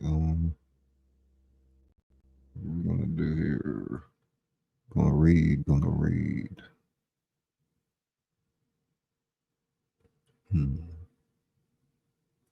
Just got my books. Check. Good evening, Jones Junk Journals and more. Welcome to the show.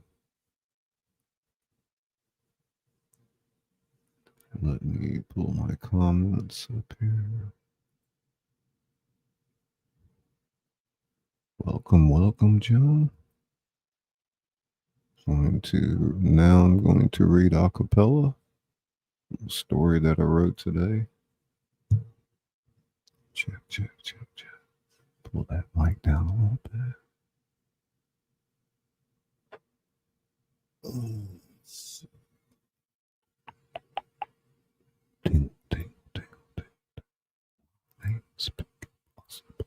Mary Shelley wrote Frankenstein after losing an infant. Huh, didn't know that.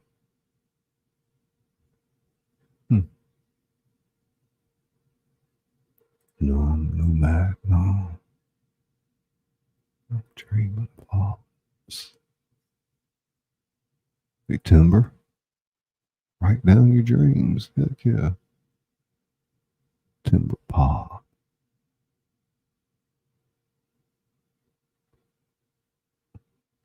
Scully Traveler, that's right. Why can't have nice things? Mm-hmm. The competition's heating up. Anyway, let me have a look. This is a story. We're going to read it a cappella so Izzy can spin her magic and music on it. I'd like to welcome you to the House of Thrillers. I'm your host, ScullyPop, where the entertainment doesn't stop. Tonight, we're going to be reading The Ghost in the Machine, mashup of Hamlet's Ghost meets Frankenstein. So buckle up. It's quite the ride. And we'll see you on the other side.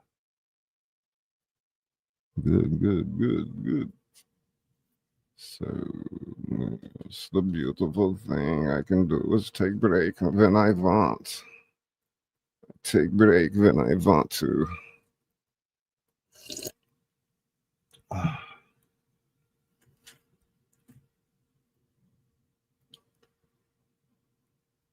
Mm-hmm. Totally cannot see the viewer counts. Kristen tinkles, tinkle.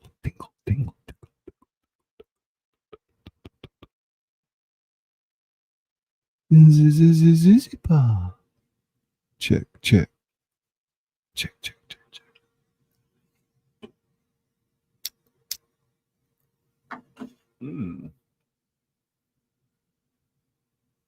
I'm going to go to Utter Screen Monitor number 1 and have a look at that so I can see the chat. All right, good.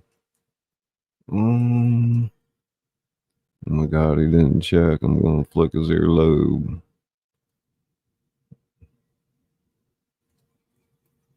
Okay, where was I? Check.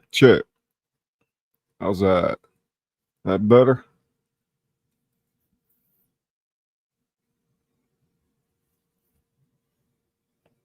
I got smoke in my eye now.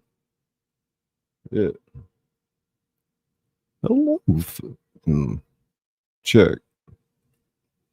Hello, fellow bookworms and supernatural story enthusiasts. It's your favorite literary adventurer, ScullyPop, back with something absolutely spine-tingling tonight. What happens when two of literature's most famous outcasts, the restless ghost of King Hamlet and Frankenstein's tormented creature, find themselves drawn together across the centuries? Tonight, we explore The Ghost in the Machine, a haunting tale of friendship forged between worlds. This original Gothic story examines what it truly means to exist between life and death, featuring two beings who understand the weight of eternal isolation until they find each other.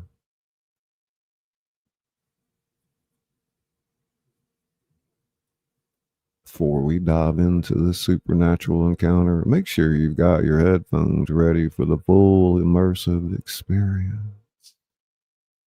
This narration features atmospheric sound design, character voice work, and spine chilling audio that will transport you to that storm swept manor where impossible friendships are born.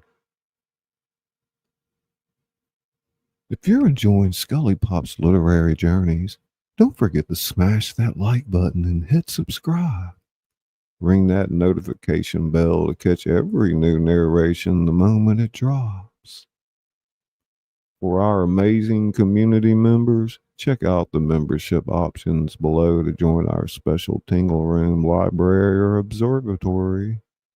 Members get early access, upcoming stories, behind the scenes content, exclusive live readings, and those cool emojis and badges to jazz up your chat experience. You'll be supporting the channel while being a part of our incredible storytelling family. Got a story you'd like me to narrate? Email me at jscullybooks@gmail.com. By submitting, you're giving ScullyPop permission to narrate and publish it for commercial use while you retain full rights to your work. And don't forget to check out my novels, Dutch Coffee Shop and Laissez le Bon Temps Brûlé. Links are in the description below for your own literary adventures.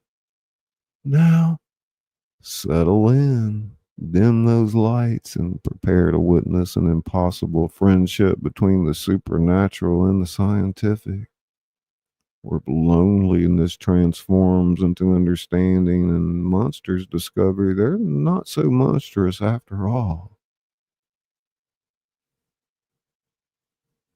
The Ghost in the Machine begins now.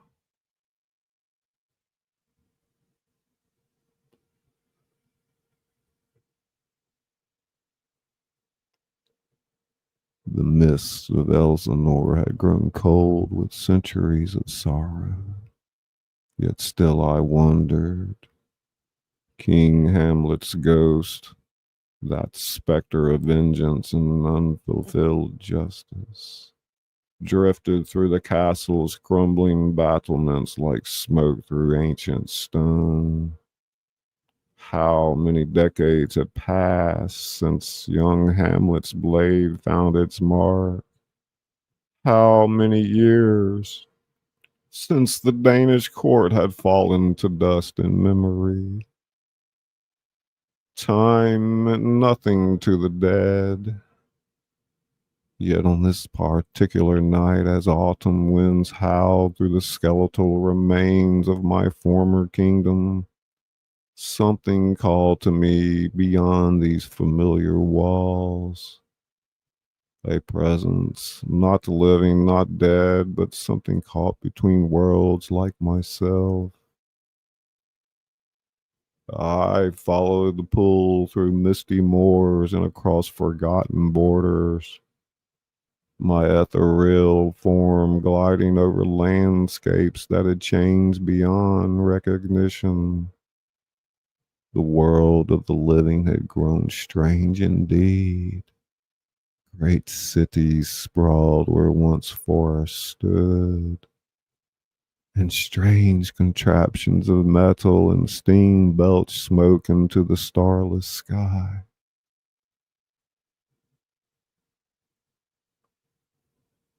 The pull grew stronger as I approached a desolate manor house perched on a cliff overlooking a turbulent sea. Lightning split the darkness, illuminating Gothic spires that clawed at the storm clouds like desperate fingers. This place reeked of scientific ambition and unnatural creation. The very air crackled with the residue of forces that should never have been unleashed. And as I passed the manor's walls, the familiar sensation of supernatural recognition washed over me. Another being dwelt here. One who understood the terrible burden of existing between life and death.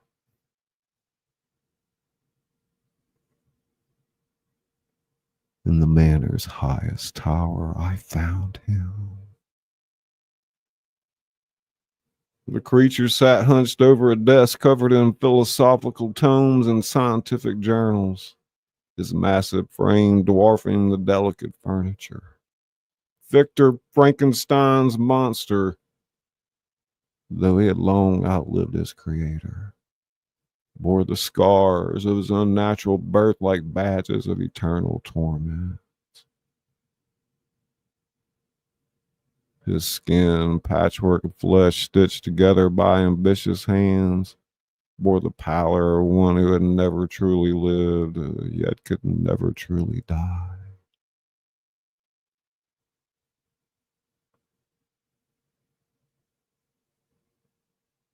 Lightning illuminated his features. He looked up from his reading, saw in his yellow eyes a recognition that transcended the boundaries between the living and the dead.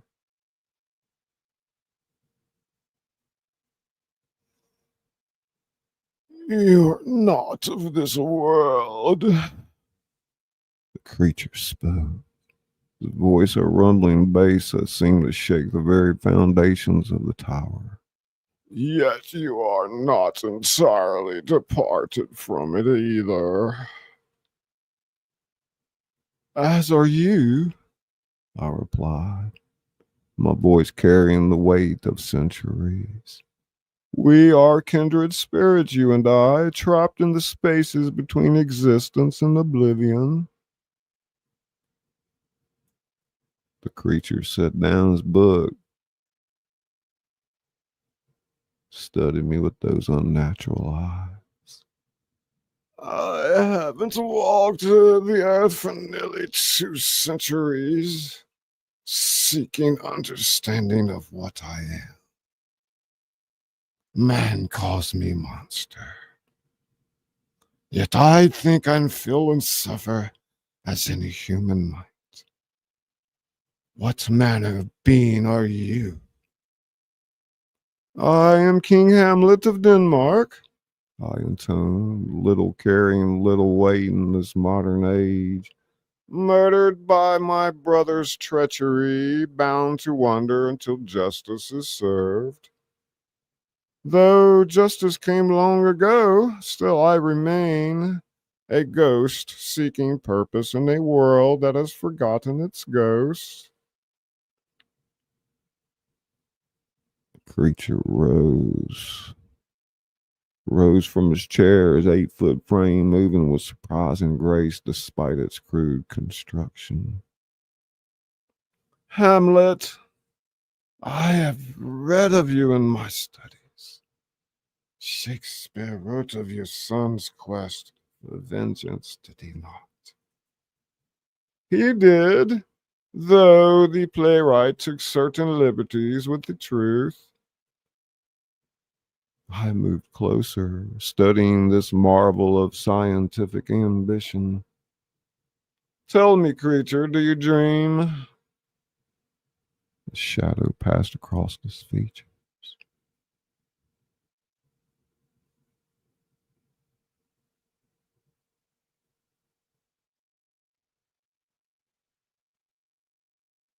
I dream of the warmth I have never known, of acceptance that will never come, of a companion who might understand this exile from humanity. He paused, his massive hands clenching his fists. Do the dead dream, spirit? We dream of the lives we lost, the warmth of blood in our veins, the simple pleasure of drawing breath. I gestured to the storm raging beyond the windows. But our dreams are cold things, phantoms of sensation we can never reclaim. Creature moved to the window, his reflection a pale shadow against the glass. Victor created me to conquer death, yet he gave me something worse than mortality, eternal isolation. Into the alien for living, too substantial for the dead. Where do creatures like us belong?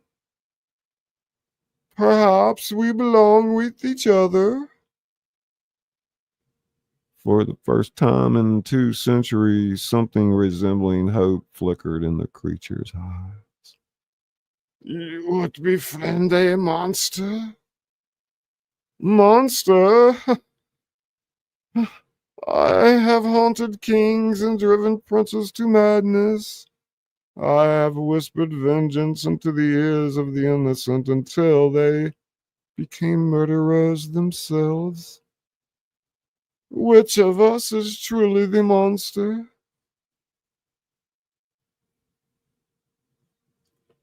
The creature considered this.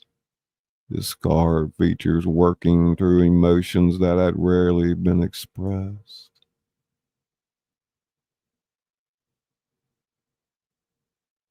In my travels, I have encountered many humans. Some fled in terror. Others attacked me with torches and pitchforks. A few, very few, showed me kindness before fear overcame them. But never have I met another who understood the weight of existing between worlds. Loneliness is the cruelest punishment for beings like us. Humans fear us because we remind them of their own mortality, their own impermanence. But you and I, we are permanent fixtures in an impermanent world. Cursed to watch centuries pass while we remain unchanged. You speak of permanence, yet you are translucent, ethereal. I am solid, substantial. How can we both be trapped in life and death? Different methods, same result. You were created through scientific means, electricity, chemistry, forcing life into dead tissue. I was bound through supernatural forces. Murder most foul, trapping my spirit in mortal realm. Yet both of us exist in violation of natural law. Lightning crashed outside, illuminating the tower in stark detail. Books lay scattered across every surface. Philosophy, science, literature, the accumulated wisdom of centuries studied by one seeking to understand its own nature.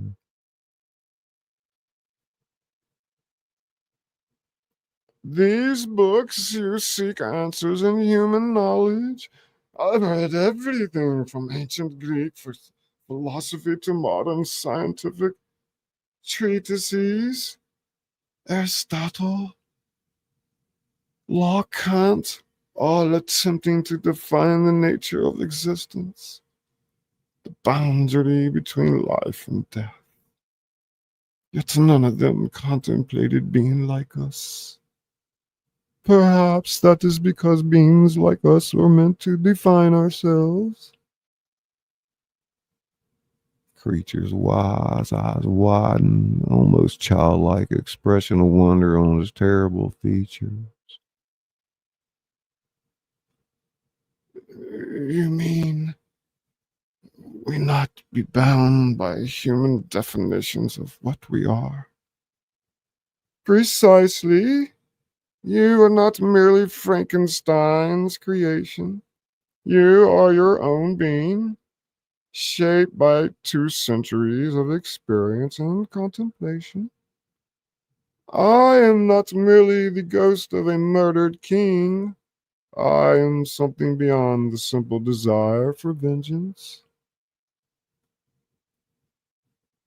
Storm outside began to subside, as if the very elements were responding to our conversation. The creature moved to his bookshelf, running massive fingers along the spines of countless volumes. I have spent so long trying to understand what I'm according to human knowledge. But perhaps the question is not what we are, but what we choose to become. Now you begin to understand. We are neither fully living nor completely dead. We exist in the spaces between, which means we are free to define those spaces for ourselves. Creature pulled a leather-bound journal from the shelf, his own writings, chronicles of his long existence. I have documented every year of my existence, every encounter with humanity, every moment of pain and rare joy. I have never considered that my story might just be beginning rather than a tragic conclusion. Every ending is also a beginning. You, creator, died, yes, but you lived on. My murder ended my mortal life, but began my supernatural existence. We are not conclusions, we are continuations. For the first time since entering the tower, the creature smiled. Expression both beautiful and terrible on the scarred features. You know, spirit, in all of my centuries of existence, I have never had a friend. Nor I, the living, cannot truly befriend the dead, and the dead rarely encounter one another with peaceful intent. But perhaps we can be something new. Companions in the space between worlds. Creature extended his hand, a gesture both formal and deeply meaningful. I reached out with my spectral form, and though I could not truly touch him, some connection passed between us. A recognition of shared isolation transformed into shared understanding. What shall we do with this friendship? Where do beings like us go from here? I considered the question, gazing out at the world beyond the tower. The world has grown large and strange since my mortal days. Perhaps it is time we explored it. Not as a monster and ghost seeking acceptance, but from humanity.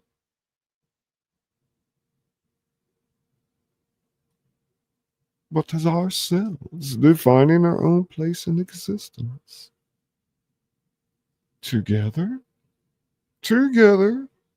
You have substance where I have none. I have knowledge of the supernatural. You have mastery of the physical. We complement each other, different aspects of the same impossible existence. The creature's journal fell open to a page covered in philosophical musings about the nature of consciousness and identity. I told him how he wrote the passage last winter. Am I a man because I think, or a monster because how I was made? Perhaps the question itself is flawed. Perhaps I am simply myself, unique and unprecedented.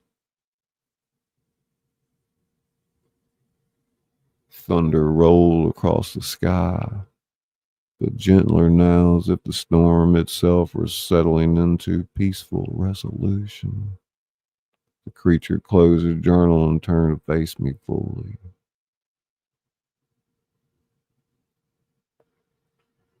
All right, take a quick break. Say hello to everybody. Hello, Val. Good evening. TWP Popcorn. Good to see you, bud. Let's see, Kristen Kruger still here. All things pink and possible. Hey, Latanya, good evening. It's great to see you. We're reading The Ghost in the Machine by Izzy Pop and by ScullyPop. A cappella for Izzy to remaster for me.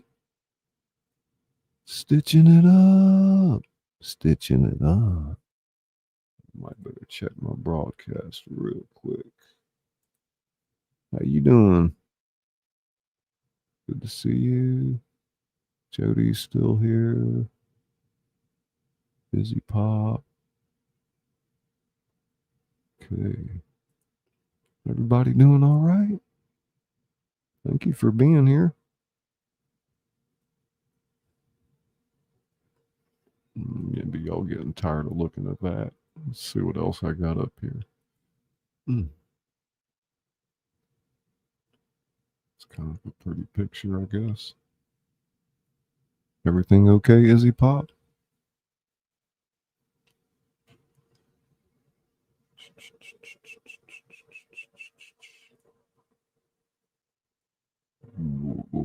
My chat didn't move till then, and my YT page says Scully hasn't even started. That's weird. Dang. I don't know. I think we're about 2/3 of the way done with this short story. If you're just getting here, we did the remastered Blood and Tulips at the Amsterdam Chronicles tonight. Refined and refurbished by the wonderful Izzy Pop. Some of our cast members are out here right now.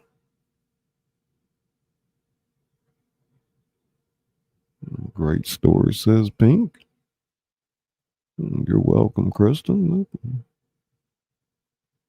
And people said they didn't get notified.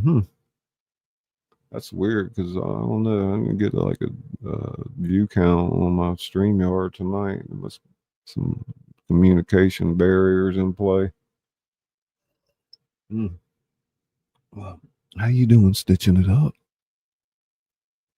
Tingle, tingle, tingle, tingle.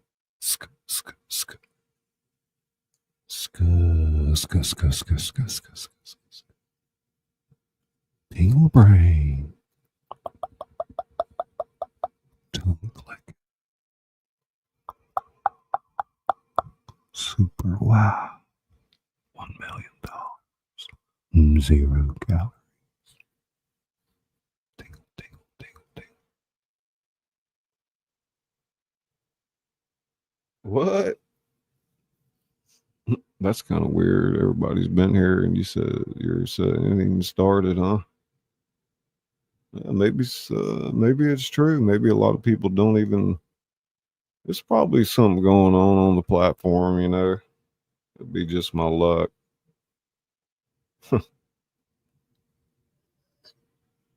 Did anybody else not get a notification or see me in your feed? Are you gonna reboot, huh? I have a punk live line from my perspective. Mine's being weird too, says Stitching.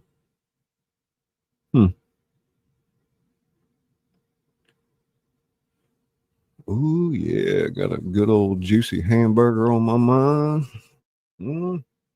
Working up an appetite tonight. Had a lot of fun doing this show this week.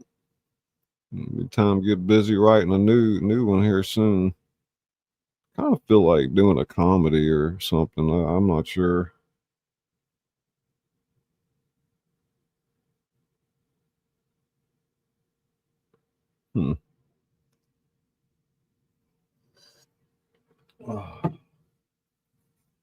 Yeah.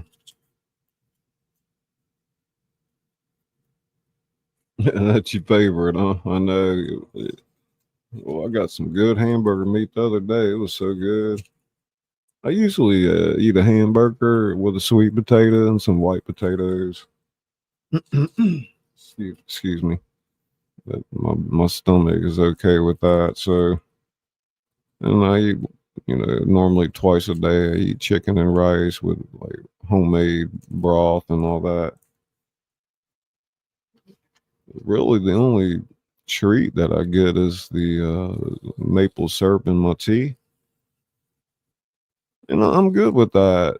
So, I mean, I do miss like pie and creamy things like that, like sweet chocolate, peanut butter, creamy pies, and Mississippi mud pie. I just can't eat it anymore. So,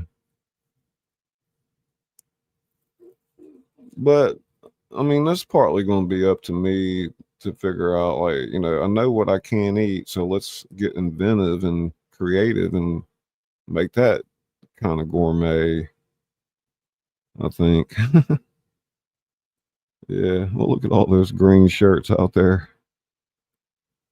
I guess we got a pretty good bit of members now. Val, it's good to see you. Thank you for coming over. Heck yeah. Yeah. I really like writing these short stories. I'm getting ready to publish a couple of more books, but I need to get off my lazy butt. They're ready. They're pretty good. So I don't know.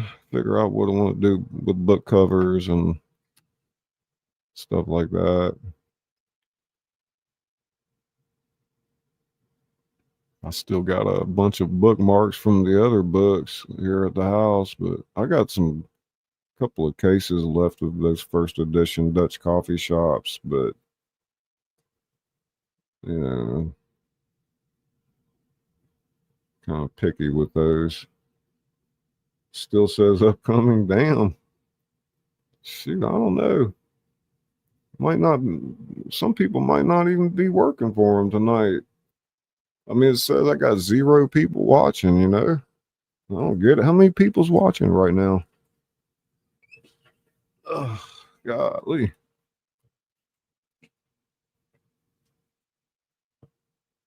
Yes, my notifications read upcoming. Still waiting on my copies. 18? Hey, Lori. There's Lori. I don't know if she got a notification. It says 18 to you too. I don't know.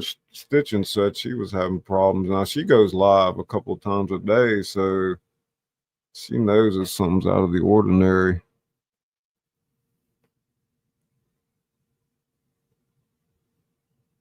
I don't know. I will say I have been enjoying YouTube mostly lately.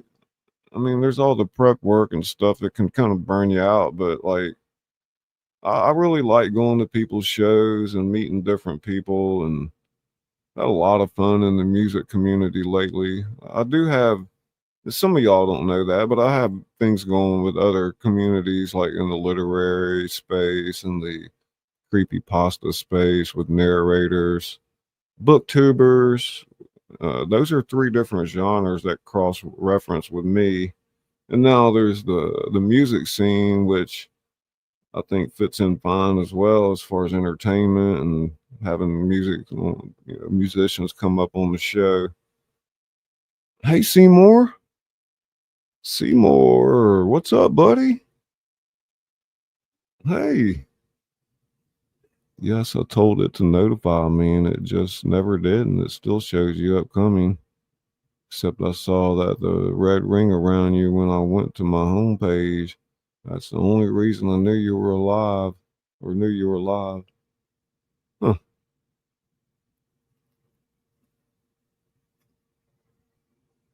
Huh.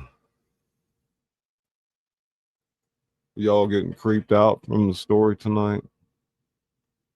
I got a list of short stories I'm planning to write. I just knocked that one off the list tonight. A little bit taxing on my voice, maybe, but oh geez, I don't even know what I'm talking about. Dang it, I feel so dumb. Why? What do you mean? Only last thing I heard you say was 18 to 20. Still waiting. Oh, I was still waiting on your copy. Oh yeah, I know. You got a whole. I need a truck to deliver what I need to deliver to you. I'm bad. I'm so bad about it. No, you're not. You don't have to feel dumb. I feel dumb. Oh, oh man.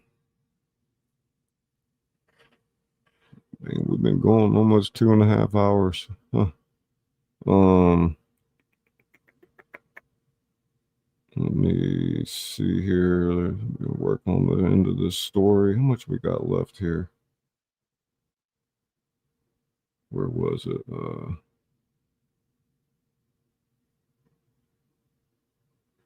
Film. Hold on, y'all. I'm trying to find my spot.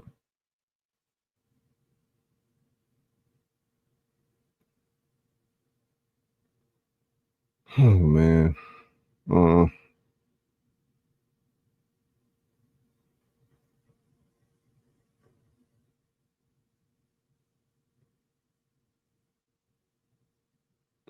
mm,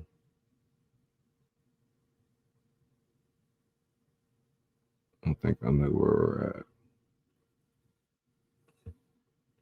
Let's see.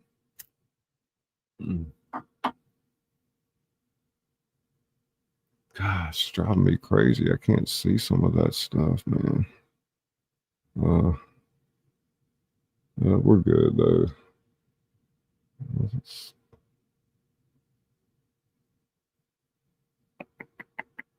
Mm,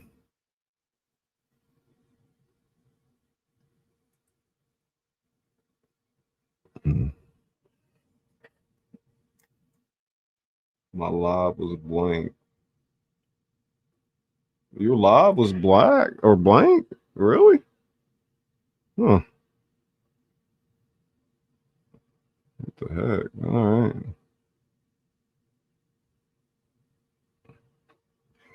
Check, check.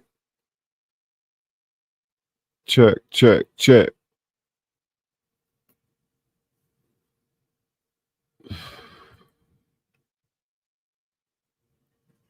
Thunder rolled across the sky, but gentler now, as if the storm itself were settling into peaceful resolution.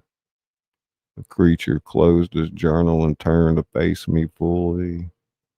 Spirit, Hamlet, I accept your friendship. For the first time in 2 centuries, I do not feel alone in this existence. Nor do I, my friend, nor do I.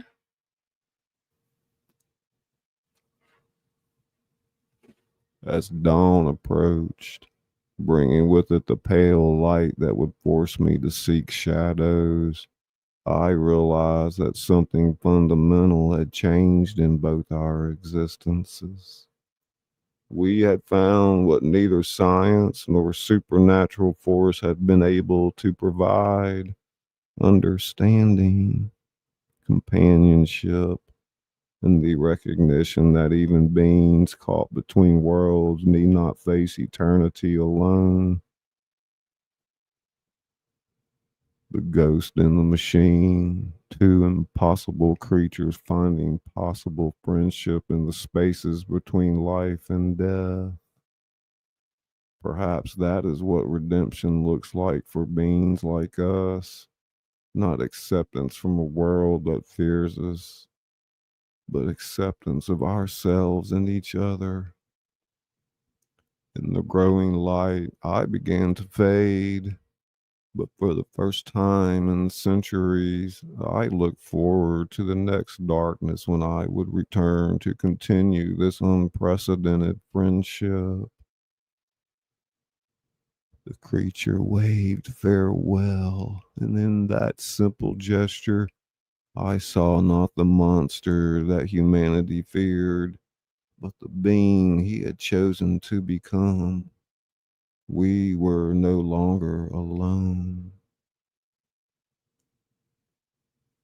And so concludes our hunting tale of the ghost in the machine, a story that reminds us that even the most isolated beings can find companionship in the most unexpected places.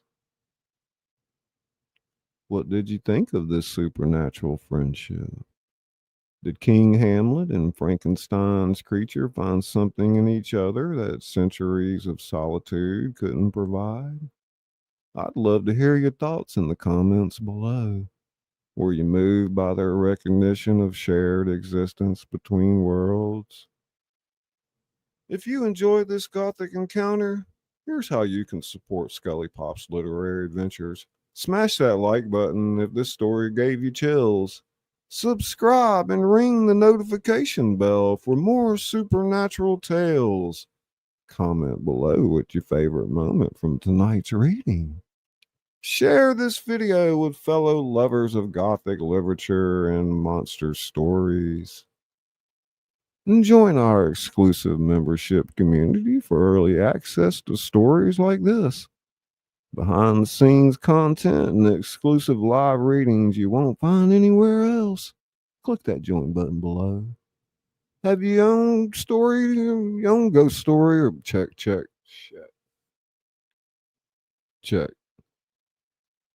Have your own ghost story or monster tale? Email it to me at jscullybooks@gmail.com. Our community submissions have created some of the most incredible content on this channel. Coming up next week, we'll be diving into another classic literature mashup, exploring what happens when literary worlds collide. Make sure you subscribe so you don't miss it. Don't forget to check out my novels, Dutch Coffee Shop, available on Amazon. Laissez le bon temps rouler, links in the description. Or if you'd like a signed copy, you can email me, jscullybooks@gmail.com. Until our next literary adventure together, remember that the best stories are the ones that help us understand we're never truly alone in this world, even when we exist between life and death. This is ScullyPop, the author that reads to you, signing off. Buckle up, it's quite the ride, and we'll see you on the other side. Check. Awesome. Good night, Tanya. Whoop, whoop. Thank you so much, Side Order. Kristen, thank you. And DT. Hello, y'all. It's me, the NDT Show. Y'all know what time it is? I got it right that time, I think. Oh my God, that's hilarious. It's me. Thank you so much, Nathan. The NDT Show. I hold total notify, man.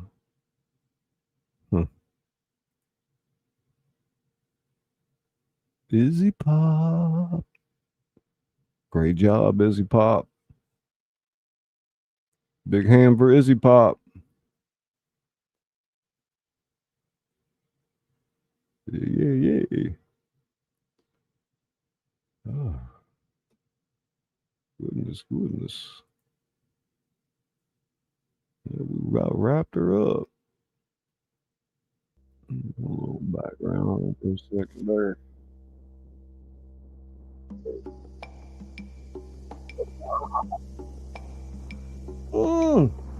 You talking about some yum yum? Start my day in silence.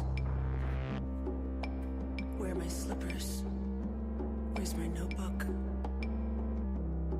My dreams, write them down. Write down your dreams. Write down your dreams. Don't forget to write down your dreams.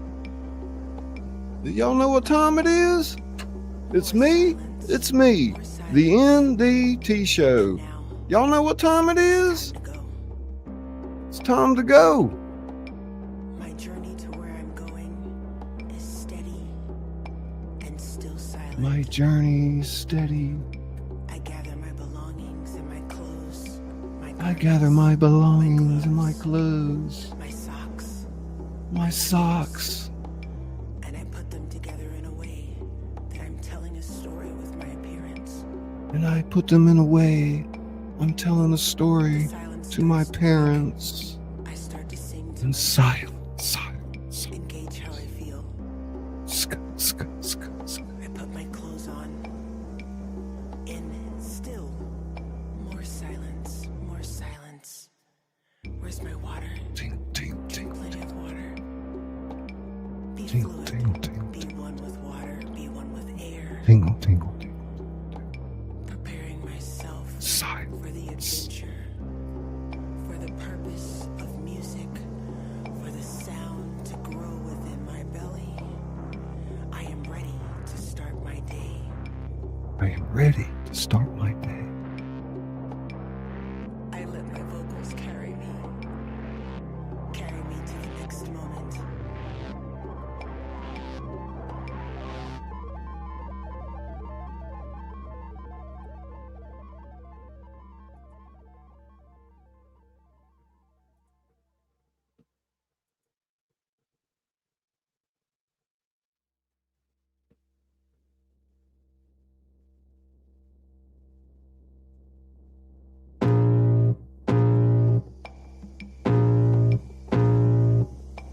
I can feel the blood creeping up from the heathens. Got will, got fight, got pride, got reason. If they wanna go eat, then you know I'm gon' feed them. If you're coming for me, hope you're ready for a demon. I got eyes in the back of my head, I'm seeing. Take me for granted and you know I'm leaving. I'ma take what's mine with the webs I'm weaving. I could take this crowd from seeing to believing. Got a taste for blood and my tongue keeps bleeding from the words I spit. So sharp, so freezing, so cold. Behold, frostbite they feeling. I could tear you apart or I could go heal them. Don't believe in fate, don't believe in ceilings. I just need a taste and my mind starts peeling. I don't pace myself, I grind on kneeling. Got lust for change, I just love the feeling. I ain't gonna give up. Got too little time, I'ma live up. Head down, push forward through the tough times. Cause anything worth doing is a tough climb. And I ain't gonna give up. Got too little time, I'ma live up. Head down, push forward through the tough times. Cause anything worth doing is a tough climb. Cause I'ma live life for the fight, yeah, I'm here to get it. I got drive, got sight, always have a vision. I go by at night, I be in my feelings. I'ma be fine, need time, and I'll soon be winning. I live life for the fight, yeah, I'm here to get it. I got drive, got sight, always have a vision. I go by at night, I be in my feelings. I'ma be fine, need time, and I'll soon be winning. I can feel the blood creeping up from the heathens. Got will, got fight, got pride, got reason. If they wanna go eat, then you know I'm gon' feed them. If you're coming for me, hope you're ready for a demon. Got will, got fight, got pride, got reason.